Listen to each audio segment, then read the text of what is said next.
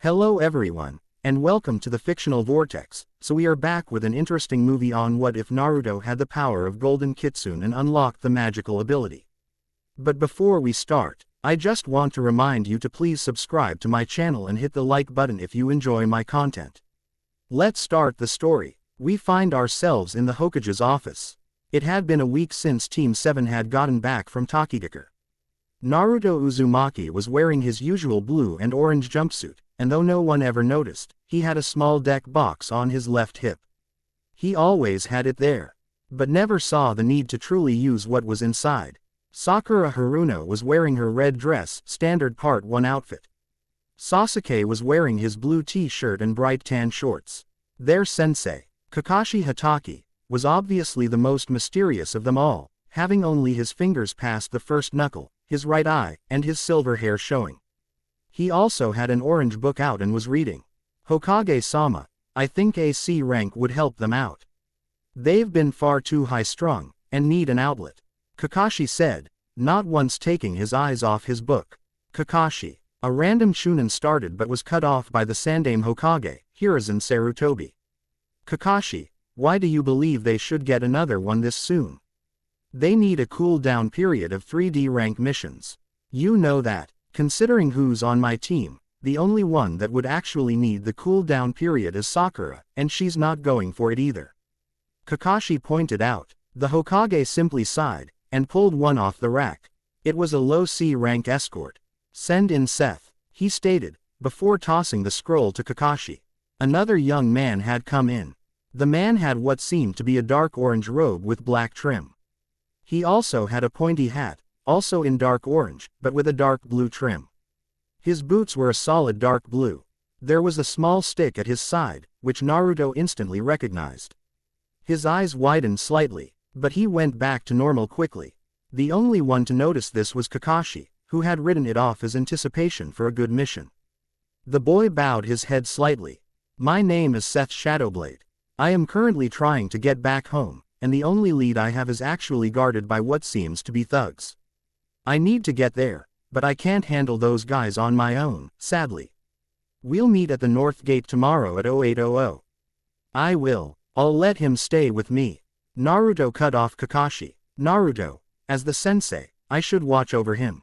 Kakashi pointed out. I think you know what you're dealing with, and he'll probably want someone to talk to about his home.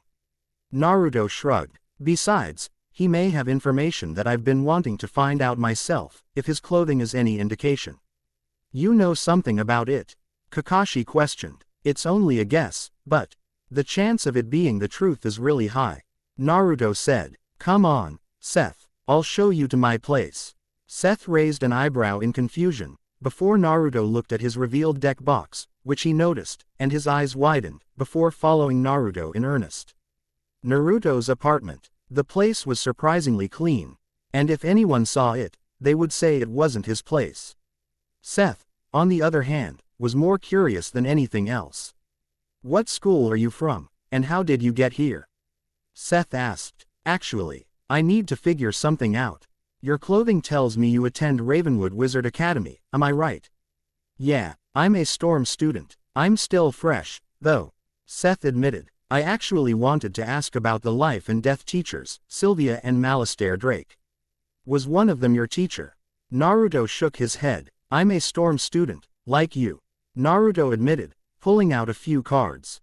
My old deck didn't make the jump when I got here. It was 4 years ago my time. I was there for 2 years, and when I got back, only 14 days had passed. It's not a good thing, sadly. Because this world is not connected to the spiral. I ended up there by accident. He showed a gold-colored Triton card. All I have these days are treasure cards, and I made them myself here. The supplies are surprisingly abundant here, minus the mist wood, of course. Wow, Seth was amazed. He had every spell Seth knew of, and then some. Then he saw it. Is that a? Yup. Naruto showed it off. A gold Tempest card. Tempest. Arguably my favorite, actually. I make these the most, and for good reason. Why? And how come people here don't use spells? Both questions have the same answer. This world isn't familiar with mana. We use a combination of physical energy and spiritual energy to create another known as chakra.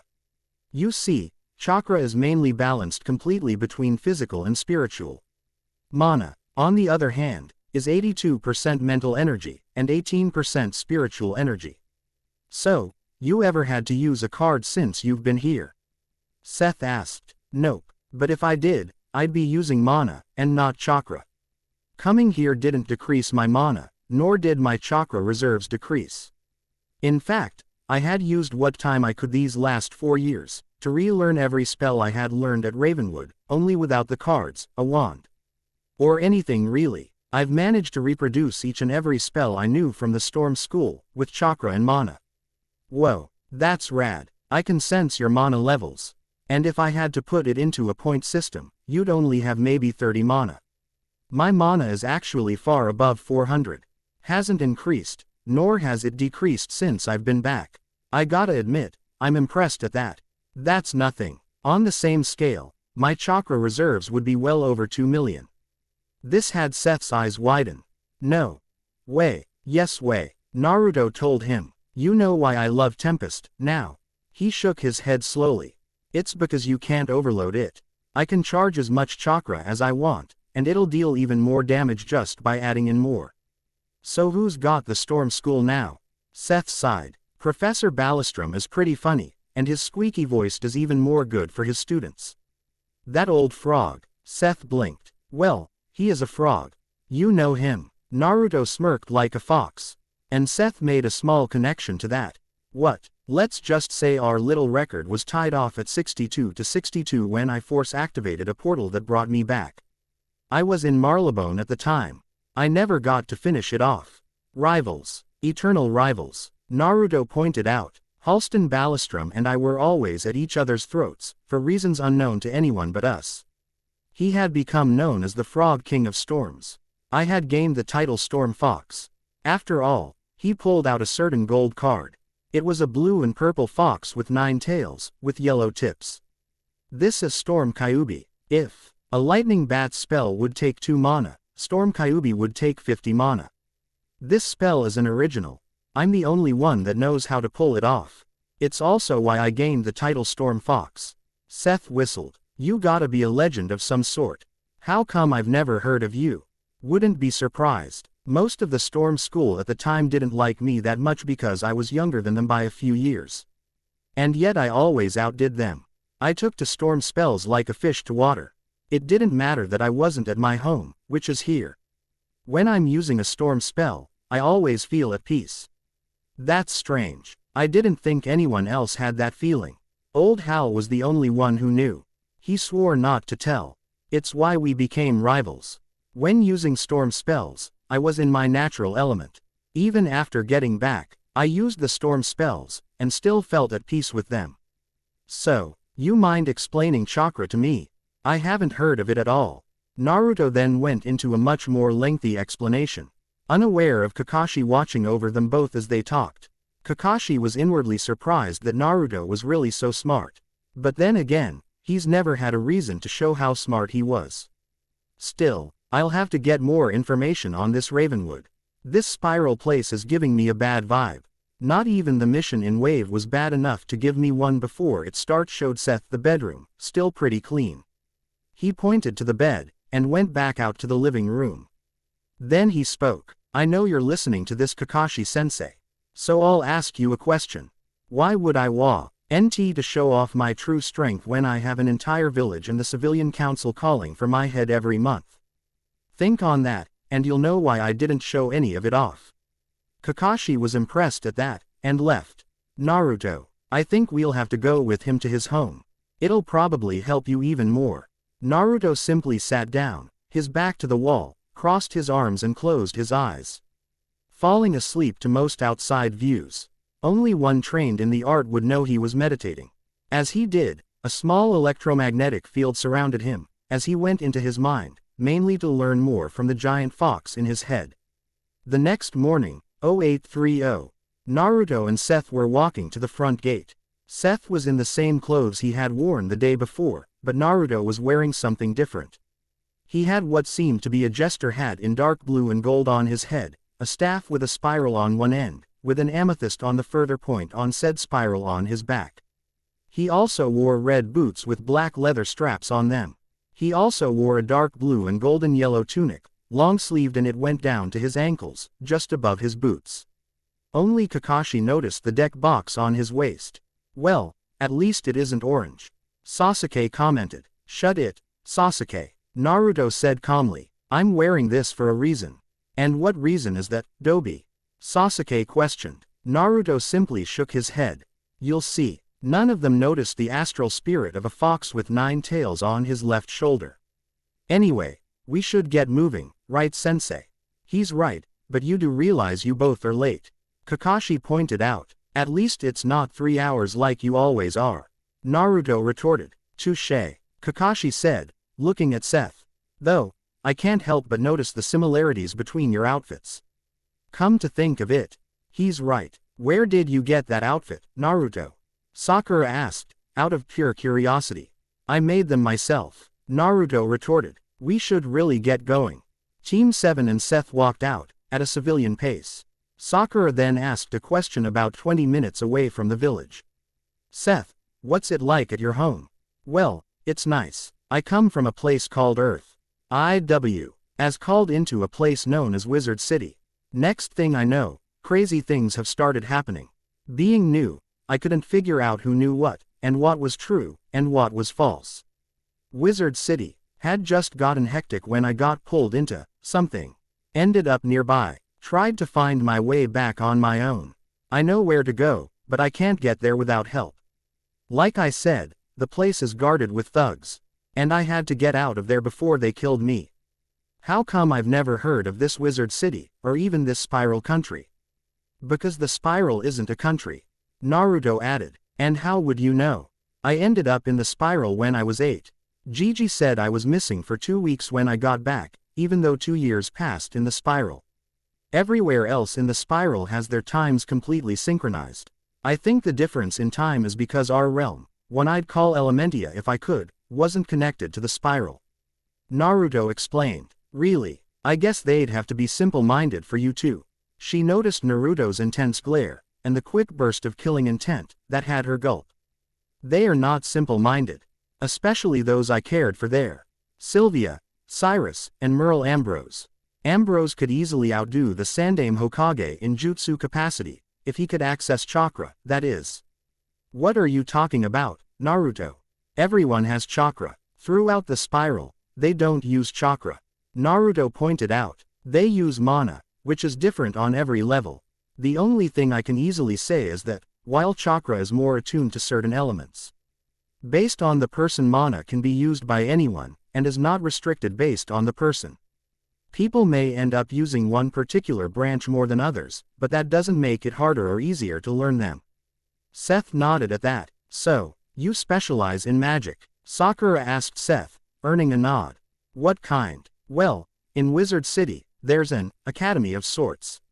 At Naruto's nod, he continued. "In this academy, there are 7 branches, which we call schools. There are 6 main schools, and the last one has the classroom in another realm, so there are very few of that school. The other 6 are actually split into 2 categories, legend elements, and spirit schools. Spirit schools are called myth, life, and death. Myth has basically anything and everything that was considered a myth in any realm on the Spiral.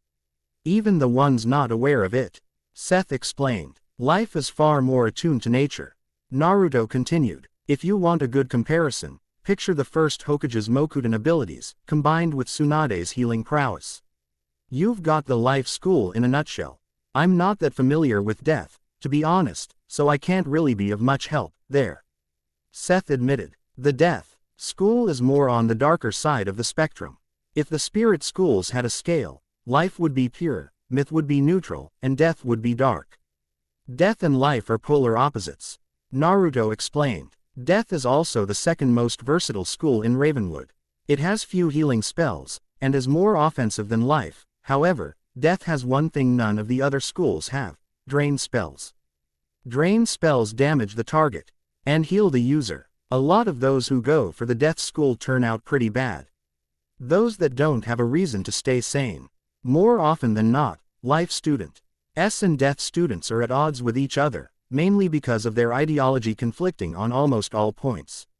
Wow, I didn't know that, Seth admitted. Anyway, the legend elements are fire, ice and storm.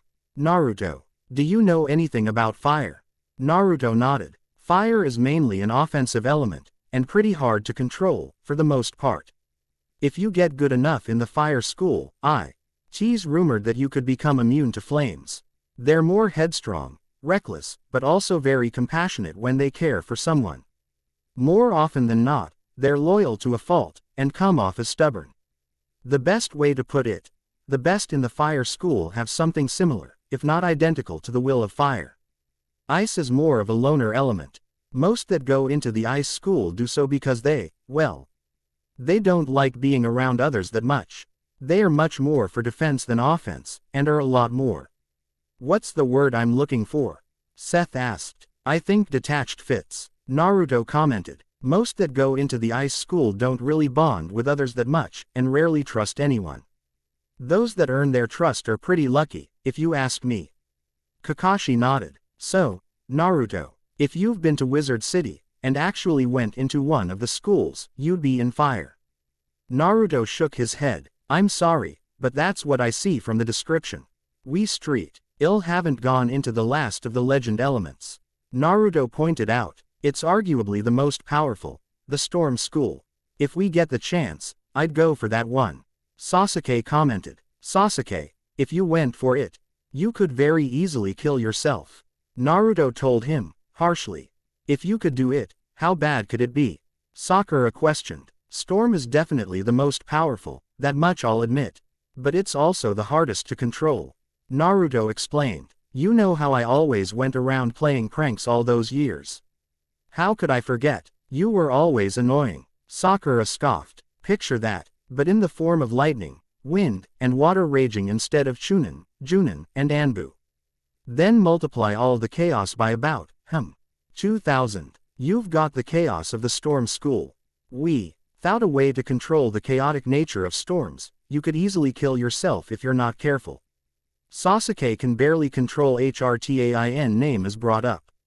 He'd never survive the Storm School. To be honest, I'd put him in either fire or death. You mind explaining the Storm School to me a bit? I'm still new to it, and just started grasping the basics. Seth asked. Naruto nodded with a smile. To be honest, saying divination, or the magic used in the Storm School, is hard to control as like. Well, I think the best way to explain it is by saying Kakashi-sensei is a pervert. And how is that relevant? Sasuke raised an eyebrow. Because, Sasuke, he reads porn, in public, in front of females, males, and the Hokage. He's a super pervert, at the least. Naruto tried to explain. Anyway, Storm is hard to control, but can also deal the most damage. Those who follow Storm naturally, tend to be a little chaotic in the mind, usually highly annoying to others, can get under just about anyone's skin. And some have been able to read minds. The divination is much more of an offensive school than anything else. They tend to learn things quickly when given the chance, or simply given the basics of something.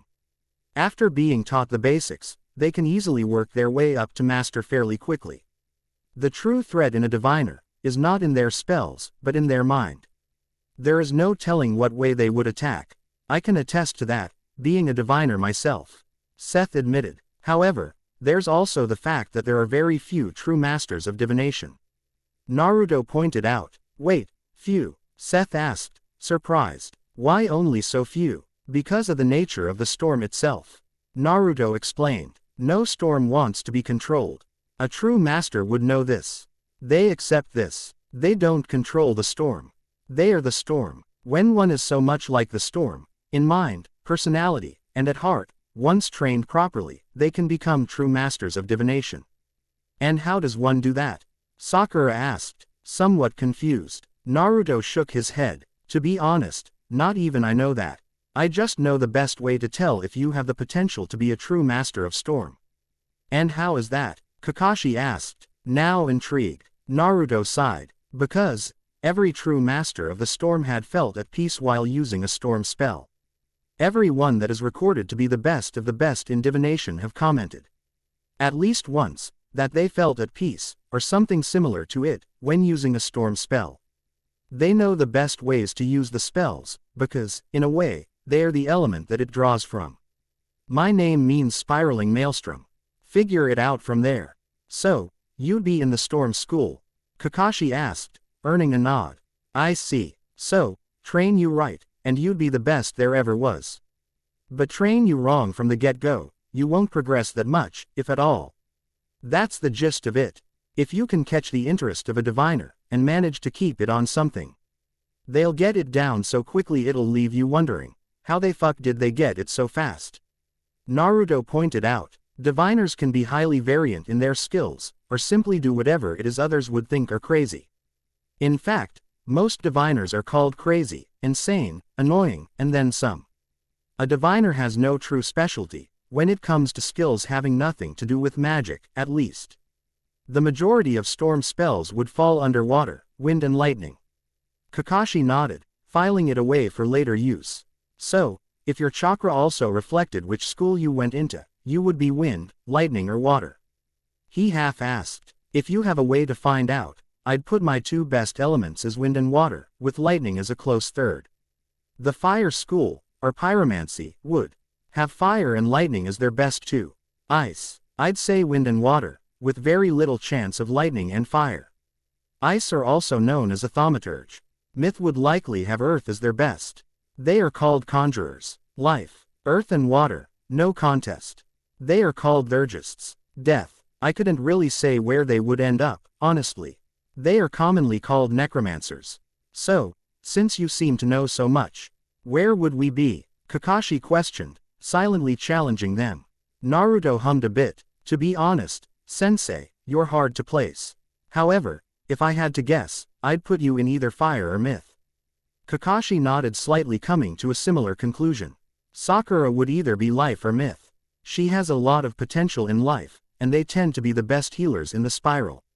Myth is also good for her because of her brain. She is the smartest girl I've ever known, and she could grasp myth far better than I could. Sasuke, I already told you would either be death or fire. I'm storm, no contest. Something then triggered Naruto's mana senses. He then turned his head slightly. Seth looked at him. You feel it? Yeah, and I know this feeling. There's only one thing in each realm that feels like this, as far as I know. Naruto said, I wasn't able to get close enough to get a good look, but it seemed like a door on a hill, but there was no building in sight. Seth admitted. Naruto turned his head slowly. Seth, was it on top of the hill, or built into it? On top. Does that mean anything? Naruto sighed in relief. Yes, it does, and I know how to get you back, too. You do? Yup. Through that door. So, we get him to the door, and then leave. No, we don't know if it's tied to a certain point in the spiral. Our mission is to get him back to Wizard City. The spiral is filled with countless realms. I don't have the keystone with me, so I can't direct it. The best I can do is activate it, and we go through. It'll be a random jump. But I know what Wizard City looks like around its spiral door, as they're called. I've used it once before, but nowhere near enough to be able to target it. How are you so sure? Kakashi questioned. Like I said, I've been to the spiral before. I don't have the right keys, so the best way to get back to Wizard City is by jumping randomly, until we get there. Naruto admitted. First things first, we have to clear out the area and get to the door on this plane. Then we can worry about getting to Wizard City. Seth nodded. He's right, I think. I can force activate the door, but I can't choose where I end up if I do. That's the only downside at the moment. Naruto pointed out, as they neared an area in the forest. It's close. How can you tell? Kakashi questioned. The spiral doors, the gateway to each realm in the spiral, has a unique signature. The spiral door is omnipotent, for lack of a better word. The energy flowing through them is unique in the fact that it's the only thing that has equal points in physical, spiritual, and mental energies. I can sense that energy. Chakra is normally 50% physical and 50% spiritual energies. Mana, which they use in the spiral, is 82% mental energy and 18% spiritual energy. The spiral doors are exactly 1/3 mental, 1/3 spiritual, and 1/3 physical energies. It's that specific. What's more is, it takes 3 people to make one in a new realm. Naruto pulled a kunai from somewhere, and tossed it into the bushes, a scowl on his face. Naruto. That was a mana beast. Naruto realized. Then he picked up more signatures, none of them using mana or chakra. There's more on the way. Kakashi, Sakura and Sasuke prepared themselves. Just walked in front of them, and pulled his staff off his back, and a card from his deck box Sasuke and Sakura didn't notice until then. What are you? Naruto threw the card into the air, and spun the staff around, before it pointed straight forward, towards the incoming mess of bandits.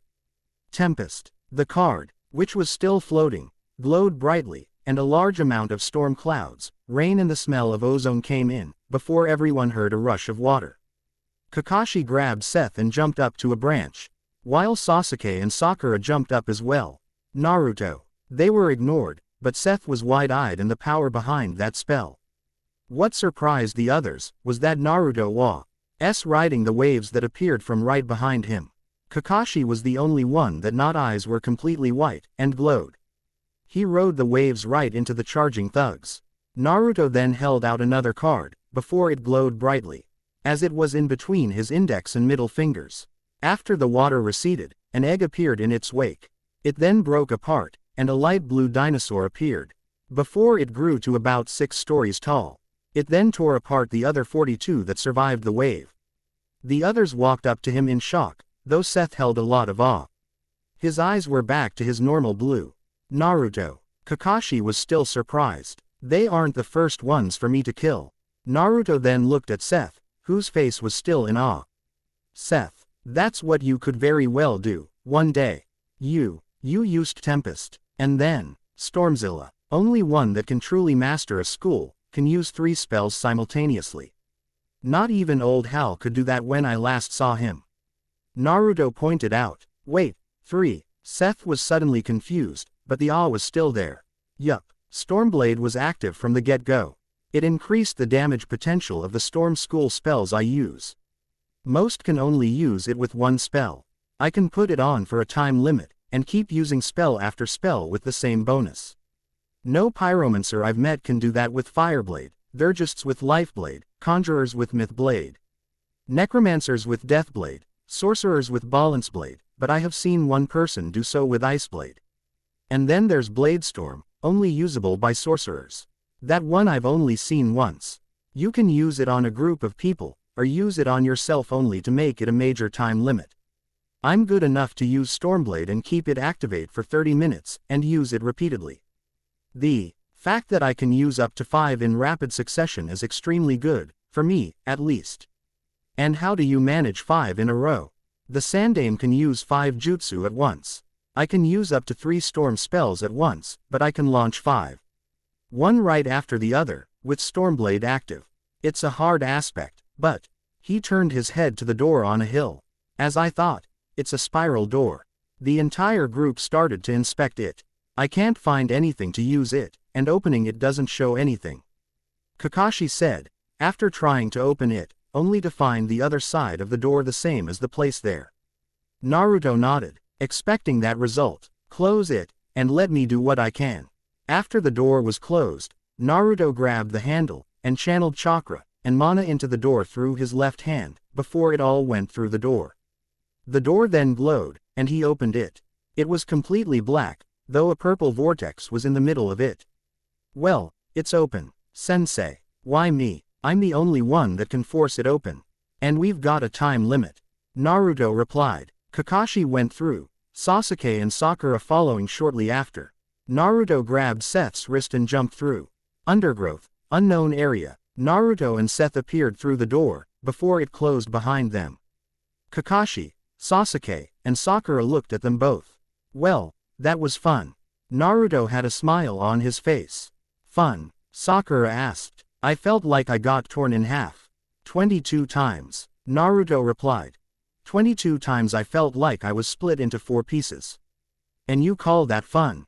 Sakura shouted. Yup, you're crazy. Sasuke commented. So are the majority of shinobi.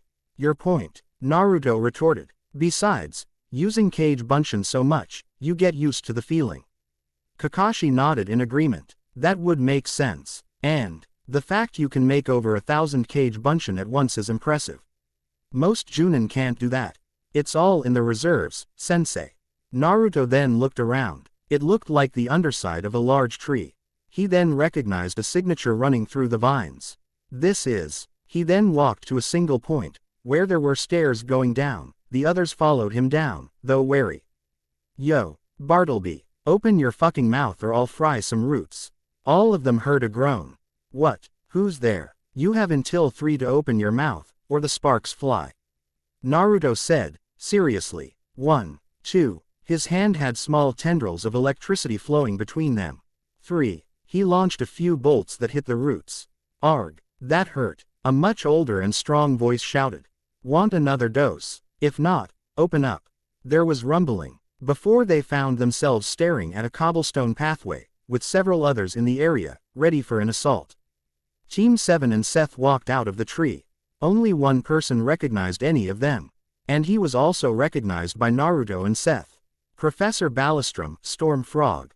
Seth and Naruto shouted. Everyone was surprised at the outburst, before a small blue frog in a dark blue outfit and top hat jumped down in front of them. Seth, Naruto. They both nodded. Seth, head to your dorm. As for you, Naruto. The frog was cut off by Naruto's hand. Before you ask, who else would have the balls or guts to use a small lightning bolt on Bartleby's roots? Naruto stated. Oh yes, that's definitely you. So, why are you here? The frog asked. Seth ended up in my world. And we found a spiral door there. We got lucky since I had to force activate the thing. First shot, got here. He looked at the tree. Sorry big guy, but I had to prove a point. Naruto, only you would do that. And that's why. Naruto had a small smile. Anyway, where's Sylvia? Since I'm here, I might as well say, hi. He noticed the forlorn looks. Halston, what happened to her? His voice was trembling, but only Kakashi and the frog noticed. I'm sorry, but, she's gone. Naruto's eyes went wide, knowing the voice. No, no, no. He jumped off faster than even Kakashi could react. Kakashi looked at the frog. Who is this Sylvia? One of the only people that actually appreciated Naruto's help while he was here. They were close. She seemed to take to him like a mother to a son. It seemed mutual, too. The frog then stared into Kakashi's visible eye. And you are his sensei at his home. Kakashi Hatake. He pats Sasuke and Sakura on their heads. These are his teammates, Sasuke Uchiha, and Sakura Haruno. You'll want to meet with Headmaster Ambrose. He should be able to officially connect your realm to the spiral. Just because a door is there, does not mean it is officially connected. The frog replied, before looking at a bald man in yellow robes. Cyrus, could you lead them to Ambrose? Someone has to check on Naruto, and only I would know where he went. The man sighed. Follow me, you three. Kakashi gestured for his students to come as well, and they walked through a tunnel to a much more lively area. They went into a much larger office, which had a much older man behind a desk. Cyrus, what happened? You're losing your hearing, Ambrose. I've still got a few years left on me. The old man replied, with a chuckle. So, what's up? Naruto Uzumaki has returned, and he brought friends. Cyrus replied. The old man's eyes widened. Oh dear, did he find out about Sylvia? His tone denoted worry, and Kakashi noticed, and Cyrus nodded sadly. I should go see him and explain what happened. Professor Ballistrom has already gone after him. Cyrus pointed out. It should be enough. I do not believe it will be. Who is this Sylvia? Kakashi asked. Oh, I didn't realize Cyrus had brought anyone. I am Merle Ambrose, the headmaster of Ravenwood Wizardry Academy. Kakashi Hatake, Naruto's current teacher. Sasuke Uchiha and Sakura Haruno. Ah, yes, the lone brooder and the one he once had an interest in. Ambrose mused. If I may ask, how was his schooling back in Konohagakure? Well, he was annoying, at best. Sakura said. Dead last. I actually believe his progress was stunted from the get-go. Kakashi replied. To most, He could never sit still long enough to actually learn anything in the curriculum. Still, his aim had improved when he got back from an unknown location. Not even the Hokage, whom he had considered a grandfather, knows where he was. I see. The old man scratched his beard, before an owl came into the room. Gamma, someone has N belonging to Sylvia Drake. It also appears as though Professor Ballistrom is heading that way as well. The owl replied. Garden, in the middle of a field. Naruto was in the middle of the field, surrounded by flowers of all kinds. Some most had never seen in the elemental nations. He, on the other hand, was on his knees, crying his eyes out. Ka-san, why did you have to go? You still had years. You could have healed yourself. Why? It was an unknown poison, Naruto. A squeaky voice caught his attention. How? I did everything I could to find out who did it. He continued. I couldn't find out what was, so I don't know who did it. What about Malistaire? What happened to him? He went into a massive state of grief. He disappeared a year ago. 3 months after she had. Quote. The frog turned his head slightly. Well, he couldn't figure out the poison used. No one knows about the poison but myself, Ambrose, and Cyrus. No one could identify the poison used. Well, when he left, the death school suddenly disappeared from Ravenwood. Naruto looked down, before he looked at the spirit on his left shoulder. Why don't you ask Kurama? He knows a thing or two on poisons. He heard. Naruto nodded slightly. The poison, do you have the signature of it? It's not on me, but yes, I do have it. Why? Because I might be able to find out what did the deed. Naruto said, his eyes holding a lot of anger. When I find out what did it, I should be able to trace it back to the creator, and I will show them what happens when you anger the storm. Do not lose yourself, Naruto. Hal warned. If you lose control of yourself. I know, Hal, and that is the way of a pyromancer. Naruto retorted. No, I won't kill them. I'll torture them. I'll make them wish they were dead, but I won't kill them. He then gained a feral grin. And believe me when I say, I've got a lot I can do. The grin was downright demonic, and it sent a shiver down the frog's non-existent spine. Well, let's get going, shall we? Someone will have to figure it out, and you would have the best chance, I believe. Naruto rubbed his eyes, and nodded, a determined look in his eyes.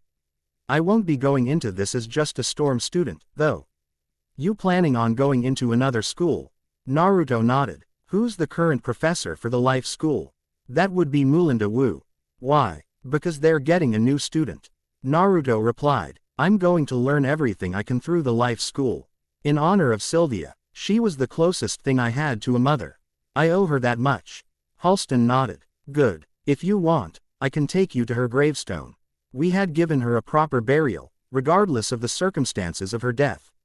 Naruto nodded in agreement. Thank you. It took them a few minutes for them to get to a place in Unicorn Way, and they walked up to a random stone, though hidden. Why is it hidden? Naruto asked. Because while most liked her, others didn't.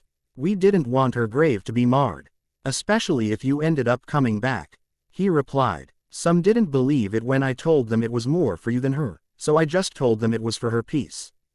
Thanks. Naruto put a hand on the stone. Ka-san, I know it's been a while, but I'm back. I'm sorry I couldn't help you when you needed it most.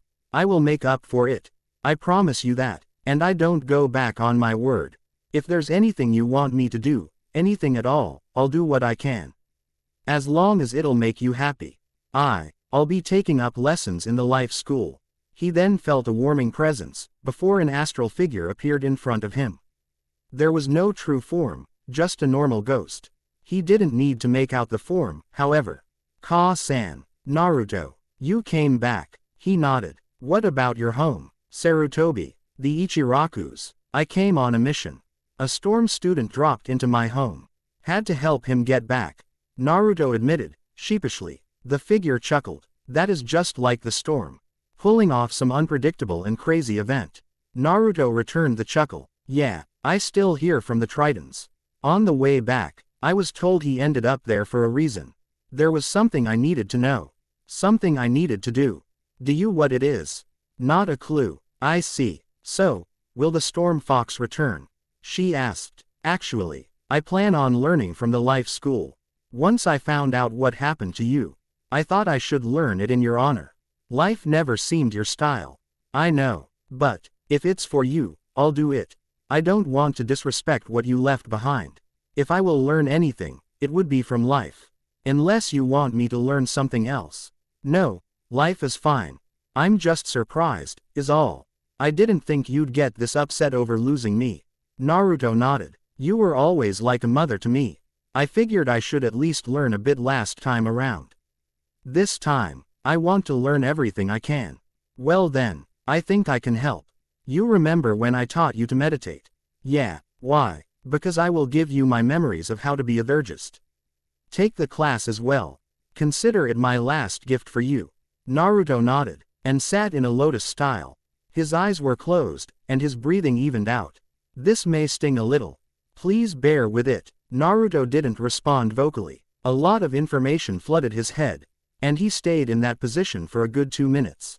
Then he opened his eyes. I only have one request. My husband has strayed from his path in life. If I were to ask anything of you, please, help him. Set him straight, even if it means kicking his butt. Naruto nodded. All right, I'll make sure he gets set straight. Count on it. Before I go, I have one question. You don't seem the slightest bit dizzy after I gave you the information. Why is that? Naruto chuckled. After I got back, I learned something known as the Kage Bunshin. With it, I can use them for extreme training. Everything a Kage Bunshin learns, I learn when they dispel. I'm used to making upwards of 900 for training, and another 50 for reading in the library in one day. Everything you gave me is nothing compared to that. 9 hours of training multiplied by 900 and another 6 hours of reading different subjects multiplied by 50 every day. After a while, I got used to it. The figure nodded, and faded quite a bit. Don't regret my death. It was unavoidable. As a necromancer would say, death comes for all. Most times when they want it least. The presence faded until it was gone. Ka-san, Sylvia, I will make you proud. Malastare, prepare to have your ass kicked into shape. Naruto thought. Naruto then noticed that Professor Ballistrom had left. He then made a single hand seal and vanished into the wind. Golem Tower. Headmaster Ambrose, Kakashi, Sasuke, and Sakura were standing at the base of a tower. All right, everyone. Being as you have chosen your school, I should give you a bit of a test run to see how you fare. Before he could continue, there was an electrified whirlwind, which Naruto appeared in. Naruto, was that a Shunshin? Kakashi asked. Naruto looked at Kakashi, who was still in his Junin uniform. Yeah, it also has to deal with the fact I've learned to use storm spells with chakra. I'd suggest learning a spell with mana first, though. It'll make it easier. So, by learning to use spells with chakra, you increase your manipulation of the elements most relevant to the spell. Naruto finished for him. Ambrose looked at Naruto. Naruto, did you go to her garden? Naruto nodded at Ambrose. Then why weren't you there when I looked? Probably because I had left with Hal to see her grave. Naruto had a small smile. And I actually came here to ask something of you. Is it possible for me to transfer to the life school? With your experience in Storm. The Storm Fox will return, but I'm doing this for her sake. Naruto admitted. Ambrose scratched his beard. Yes, I believe it can be done. You'll have to go see Mulinda Wu, however. It didn't take long for a storm to enter the area. Naruto, the top of the nearby tower. Can it be? Something is going on in the tower. Ambrose said. Come quickly. I will lead you there. Naruto didn't bother waiting, before rushing through the front door, and nearly flying up to the top. He made it there first. Followed shortly by Kakashi, Sasuke, and then Ambrose. Sakura's arrival went unnoticed. The man there sneered at the headmaster. Ambrose. Malastare. I should have known you'd return. The old man nearly hissed.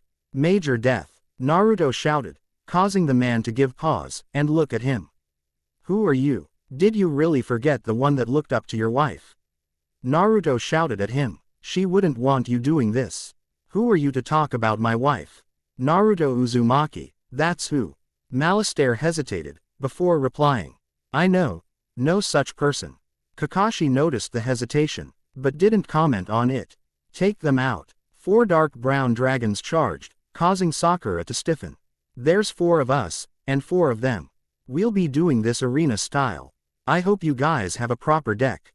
They all nodded. Arena engage. The floor glowed, and each of them were in the required circles. Naruto was in the circle bearing a sun mark, Sakura bearing the eye mark, Sasuke bearing the star mark, and Kakashi bearing the moon mark. Alright, arena style negates all offensive jutsu, but not defensive or enhancement jutsu, nor does it stop one from using chakra. Draw a card from your decks, and draw on your mana. The glowing orbs on the ground in front of you are power points, or pips for short. The cards have a number in the top left corner. It tells you how many pips you need to use it. A lot of places around here require you to use pips, and it also takes a certain amount of mana, as well. Sakura, you have more mana than you do chakra. Try to use it more often. Kakashi, you have more chakra than mana. Channel your chakra through the card you draw, and think on the target. Sasuke, you've got more chakra than mana, as well. Make use of it, and I'll help why. Oh, you draw on mana if you can't during this battle. What about you? Kakashi questioned. I can use either. If I had to give off mana in a point system, Sasuke would have 102. Sakura would have 181. Sensei, you'd have 201. I have 498 max mana. Since I can also use chakra, by converting chakra into mana, I would have well over 2 million mana and chakra total to use in spells. 498 of those points is straight mana. The rest is chakra, Naruto said, before calling on a wall of electricity to block a thunder snake. Let's do this. Naruto pulled out his staff, and swung it a few times, having 3 normal pips and 2 golden pips. Whereas the rest of them only had 2 normal. Naruto pulled out a treasure card. It was a rank 4 storm.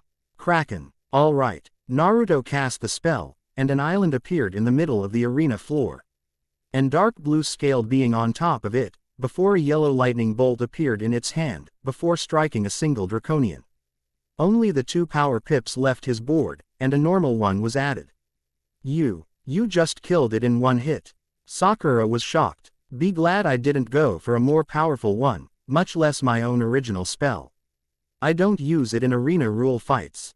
Naruto said. Original spell? Kakashi asked. I'll explain it later. Cast a fucking spell. Sakura drew a card and found a level 3 myth spell. She noticed that she had the right pips. She cast the spell, and severely damaged her target. But didn't kill it. No surprise the Cyclops didn't kill it. Naruto admitted. Sasuke. A banshee entered the center and struck the one next to Sakura's target. HN. Kakashi noticed he also had 6 pips, only one of which was a golden pip. Naruto. What's the golden pip? Naruto looked at his board, and his eyes widened. The golden pip is a power pip. It's C. Ounces 2 normal pips when using a spell in your school of focus. For me, that is, and always has been, Storm. Kakashi pulled out a treasure card, and let loose a high-level spell. A glacier appeared and a wyvern came out. Kakashi smiled as he took out the one he was targeting. One shot the idiot, Naruto commented. You fools. Malastare shouted. Naruto then found another, unexpected card in his deck case as he pulled it out. And the remaining 2 cast a pair of high-level attack all spells. One used Blizzard, and dealt a lot of damage to them all, though Naruto was barely affected. The other summoned a giant frog, which surprised Kakashi, remembering Jiraiya at that instant. It barfed on all of them, dealing even more damage. Looking at the new card, he managed a smile. Sylvia, this is for you. He channeled just enough mana to make it work, and lost 3 pips. A unicorn appeared and healed all on his side. Sakura nodded, expecting that. Sasuke smirked. Kakashi just sent a grateful look at Naruto. He simply held up a thumb. You idiots. You let the whelps heal. The Draconians didn't have much choice, since they only had 1 pip at the time. He then pulled another card, but it was a normal blue. Hey, thank you Footgear of Malediction. He cast the spell, not worried about the mana involved, being a rank 0 spell. A spiked shield floated around Sakura's target. Sakura, cast a spell on your previous target. I placed Hex on him. Right. Dodge it you fools. Did you forget arena rules, Malastare? Naruto raised an eyebrow. They can't dodge a spell. If they leave the circle they are in, they go into a coma, and then get hit anyway. Malastare simply growled at that, knowing he was right. Sakura summoned a troll and it attacked the Draconian, effectively killing it. Sasuke. He used 3 pips and a power pip to bring out what seemed to be a tropical island with a skeleton pirate on it. Naruto noticed the pip usage, and knew the rank of the spell.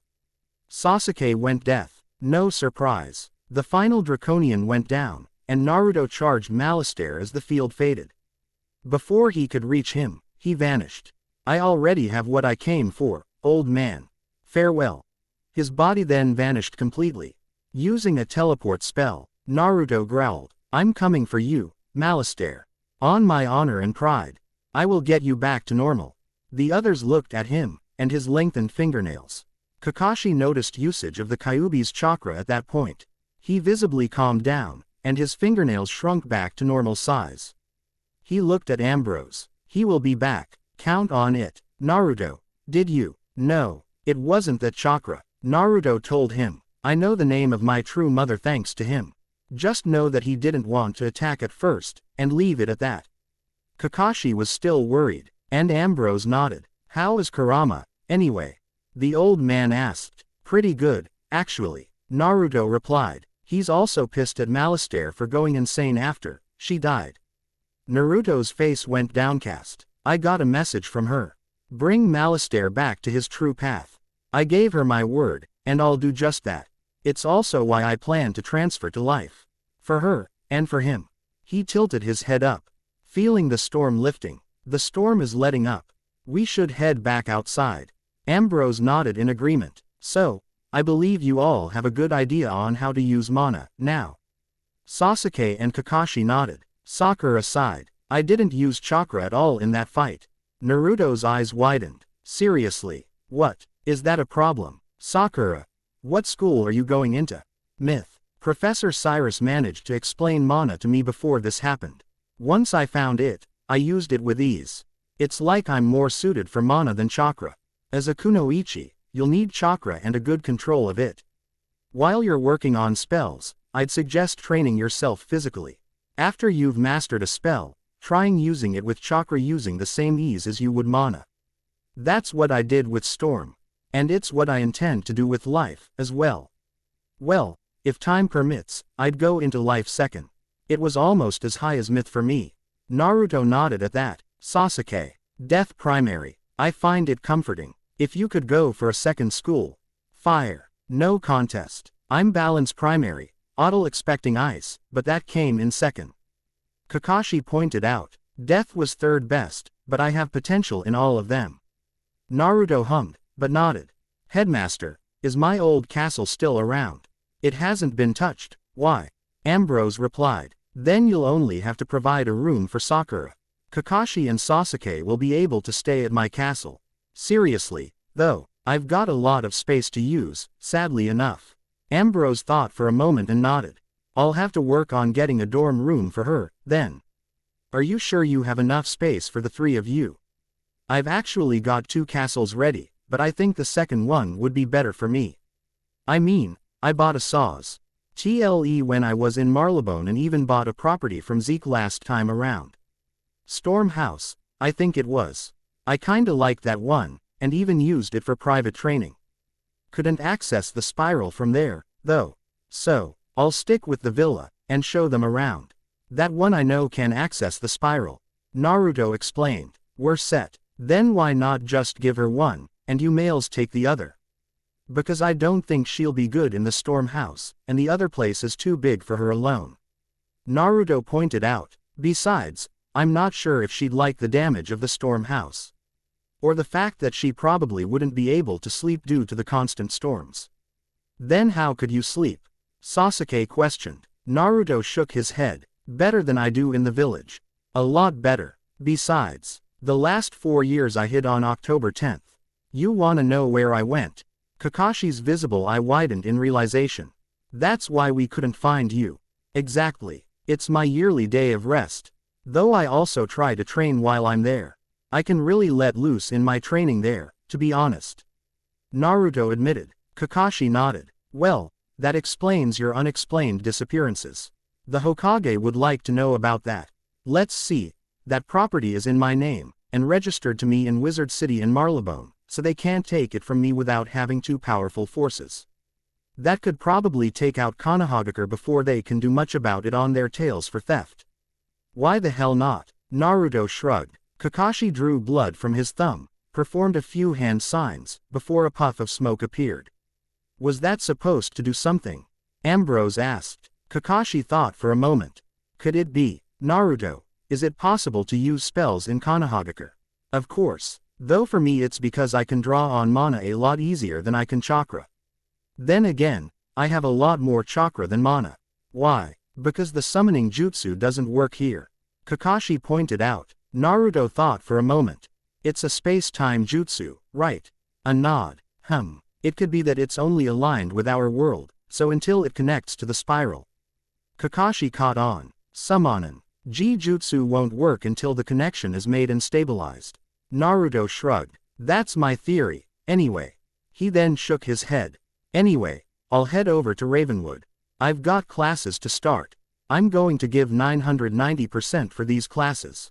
Quote, 990%, Sakura asked. I think he means what others would call 110%. Sasuke pointed out. No, I mean 9 Bunshin at 110% for normal people. Naruto said E4 teleporting out with the storm symbol encasing the area he was at. The others just stared at him. Kakashi, I believe you would know of why that Bunshin can do anything for his classes. Care to explain? Kakashi nodded. He means he's going to take the classes 9 or 10 times each, at the same time. I am sorry, but I do not know why that would be. A Bunshin is a solid clone. Its original purpose for scouting and information gathering. The memories pass on to the user when they dispel, and the fact that he can create over 1,000 of them. He could learn any spell in a day. He could make a spell in a week. Kakashi stated. I know for a fact that he could probably make a jutsu in a week if he knew what he needed. Most times it would take at least 3 years to create a new jutsu. It's rare for a jutsu to be created that quickly, though. He created a rank 10 storm spell in 3 days last time around. Ambrose pointed out, even my own original spells took me months to finish. He's still the only one able to use that spell. What is it called? Kakashi asked. It's how he got his reputation around here. He's called the Storm Fox. Now, I myself have never seen it, as he hasn't used it in Wizard City. Nor has he used it in an arena battle to my knowledge. Some say he can just use it and start talking to the essence of the spell, as if it wasn't just a normal spell. Kakashi continued. Maybe it's how he uses it, and it's not like other spells. Another method could be why. Sasuke and Sakura looked at each other, and then the older men in confusion. Ambrose then looked at them. Well, since you are all registered, I believe I should direct you to Ravenwood, and have you met with your teachers? He then explained the way as they left the tower. Sasuke, I would search out Malorn Ashthorn. He has been helping teach new death students, but ever since the death school had been torn from Ravenwood, most have been self-taught, for the most part. It took Naruto a week of classes under Mulindawu to get the theory of every life spell down, and could recite it word for word at the drop of a hat. All you need now, is to practice them. I'm actually surprised at how fast you were learning. She admitted. Naruto nodded. Well, that's what happens when you get the information from the best, and then learn the stuff. Thank you. You already knew about all this? She asked, earning a nod. I knew the material, and the source, yes. But I had very little information on the spells themselves. Naruto shrugged. Any way I look at it, I needed actual instruction to actually use the spells.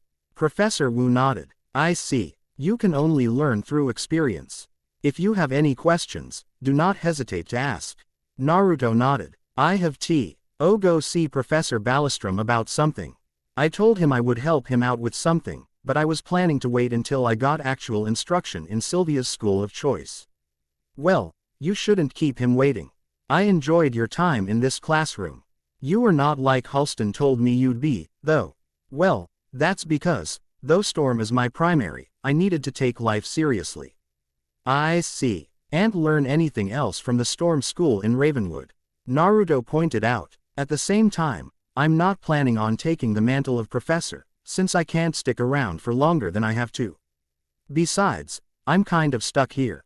Quote, well, good luck, Naruto. I believe you'll need it. As Naruto started to walk out, Sakura came in.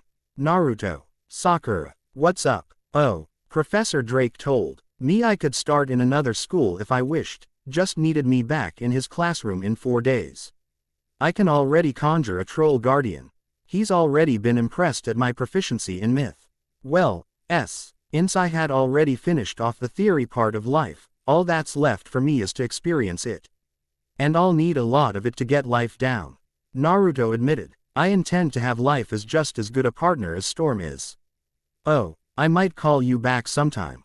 If I do, I'll try to make it worth your while. Mulinda Wu commented, don't worry, I actually like helping others. Naruto admitted, before walking out of the school.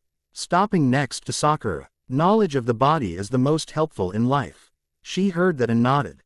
Storm's school. Naruto walked in to find Professor Ballistrom going through paperwork on his desk. Stupid paperwork, he grumbled. Hey, Hal, Naruto said, earning the frog's attention. Ah, Naruto, I was wondering how long it would take you. The frog commented. So, you want the documents of what was used? Naruto nodded. The frog jumped off of the desk and over to a pedestal, which he moved revealing a compartment underneath. He took a small box out, and handed it to Naruto. The documents and what we found out is in here. I hope YHAN we did. Halston commented, sadly. Hey, I've got a fox a few centuries old in my gut. If I can't find it on my own, he should know. Naruto said, taking the box. We can't be sure, but really, I hope you find out what it was. Halston admitted, we need some kind of closure. Naruto nodded, and teleported out of there. Naruto's castle. Naruto showed up in front of his house. Think royal estate, Marlebone version. He walked over to the steps on one side, before going through the front. The inside was filled with storm-related objects, plaques, and shields on the walls. He went up the first set of steps and found another way down, leading into a cobblestone basement. The basement was fairly simple. It held a desk, a pair of crafting tables, and what seemed to be a polished broadsword hanging on the wall. There was a lance right underneath the broadsword. The lance looked special, since there were 2 points side by side on one end. If you looked closely, one of the blades had the wind surrounding it, while the other held streaks of lightning surrounding it from time to time. There was also a picture of an electrified Kyuubi no Kitsune. Just blue and golden yellow fur, with a grin on the face. He walked up to the desk, and set the box down, before getting out the contents. The paper was slightly worn, but the writing was legible. He started scanning through it, trying to figure out everything he can about it. He was at it for 2 hours before Kakashi entered the place, and went to Naruto. Being as he was still in the basement, Kakashi went down there and saw the decorations. Hey, sensei. Naruto, from what I know you don't do homework. Kakashi pointed out. Well, this isn't homework. Naruto countered, not even looking at the scarecrow. Kakashi walked up to the desk and took a look. He then saw a symbol that he recognized on the spot. Naruto, where did you get these records? He asked, seriously. This had the blonde look at him. This is all that is known regarding Sylvia's death. I'm trying to figure out what kind of poison took her. It wasn't just a poison. Kakashi pointed out. Naruto then noticed that he was looking at the mark. The mark has something to do with it. Kakashi nodded. What's more is, there's a Junin that bears a similar one in Konohagakure. This made Naruto go still. Who placed it? And on whom? As to who has it, that would be Anko Midarashi. She's an outcast, to be honest. I try to show her some respect, but the reputation she made for herself makes it kind of hard to even approach her. Kakashi explained. It has a 9 in 10 death rate. Anko was lucky she survived. And who placed it on her? His name is Orochimaru. He's one of the Sannin, the snake Sannin, to be exact. Naruto's hands clenched into fists. I see. Put revenge out of your mind, Naruto. I'm no match for him, I know. Naruto retorted, but that won't stop me from creating something to counter it, or prevent its application in the first place. Not even Jiraiya, the village's best seal master, has been able to figure out how to do that, or get rid of it. Kakashi pointed out, I don't believe you have enough sealing knowledge to pull it off. Naruto smirked. That's what the Kyuubi is for. His smirk deepened slightly, and I've also got a few other allies to help me out. I'll figure it out. Kakashi shook his head. You can't rely on knowledge that it may not share. He's been really forthcoming so far. Besides, I'm his third Jinchuriki. The first and second were seal masters as well. And the second one is my mother. Still don't know who my father is, but if I had to go by genetics, it's probably the Yondaime, and Gigi kept it secret for some time, probably to minimize the damage to me. Quote, Kakashi nodded. I'll have to ask the Hokage when we get back, but no guarantees. Sensei had a girlfriend, but really, I thought they were married. When his GIRL friend had gone missing for a few months. Well, I can't say much on that, because when she went missing, she never came back, but was reported dead for some reason. Never found out what it was, sadly. What was her name? Kushina Uzu. Maki. Kakashi's eye widened. Oh shit, my mother. Naruto's eyes widened. Kakashi sighed. I'm really going to have to talk to the Hokage about this. Keeping Sensei's son a secret. I'm gonna hurt him. Don't bother. Naruto admitted. I'll claim my mother's heritage when we get back. I'll leave my father's alone. At least for now. Do you know how long it will take to get us back? Headmaster Ambrose has to find the right door, though I'd wager Gamma's the one doing it.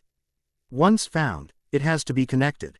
Until that connection is made, the space-time continuum there and the one here won't be synchronized, so it's anyone's guess as to how long it'll take on their end. It could be hours, days, weeks, months, hell it could take centuries. There's no way to tell for sure. Kakashi sighed. I can teach you some of your father's jutsu, but it'll take a bit. Your control of your chakra will need to increase. You'd do that, on the Kondi, Chion that you don't use them until you reach the Chunin exams. Kakashi stated. Naruto nodded. Deal. Though Fuinjutsu will be needed before that, and I've already learned a lot from Kurama. So, who should know who did this to Sylvia? Headmaster Ambrose, Professor Cyrus Drake, and Professor Halston Ballistrom. They already know that it was a type of poisoning. You know more about the method than I do. Though I figure the chakra poisoned her mind and mana, thus killing her. Kakashi nodded at the conclusion. That's how most of them die. Naruto nodded, before making a cage bunshin, and having it work on his Fuinjutsu. Before walking with Kakashi out of the basement, and into the living room. Naruto then went outside and made 500 cage bunshin. 50 of you practice the life spells. We'll need to be ready for anything. Right. 50 of you work on the point balancing exercise. Yes sir. 100 of you. Kakashi interrupted him. If you don't mind. The original looked at Kakashi. I've got a few things you can do here. Such as some jutsu I believe may come in handy later on. But first, he took out a small piece of paper. Channel chakra into this. It'll help us get started. Naruto did that, and it did several things. First, it was shredded to bits. Some bits turned to ashes, others crinkled, some to dust, some damped, others gave off an electromagnetic field, and the last one simply turned green. The fewest turned to dust, and went green, making a good 8% total between the two. I've got to admit, that was unexpected. All 5 primary elements, and what I believe to be 2 secondary elements. The bits with a slight electromagnetic field is my storm element. It's for when I use chakra in my storm spells. Naruto admitted. It gave off the same feeling.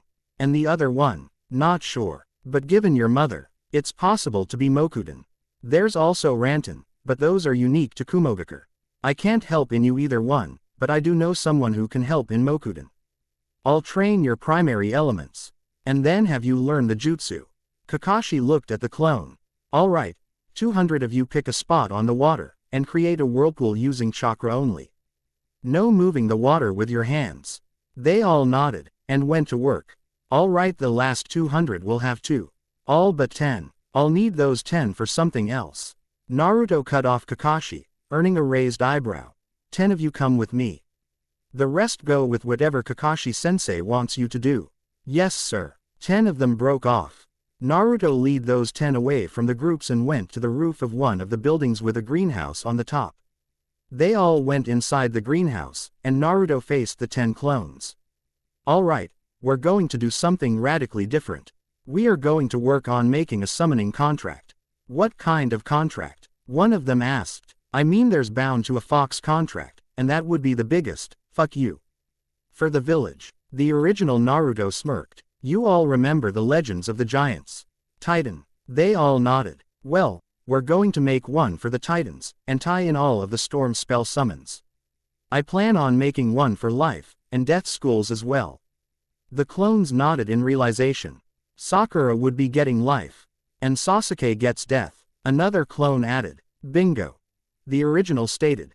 First we're going to make storm, and make sure it works. The clones nodded, and got to work on designing the seal needed to do so.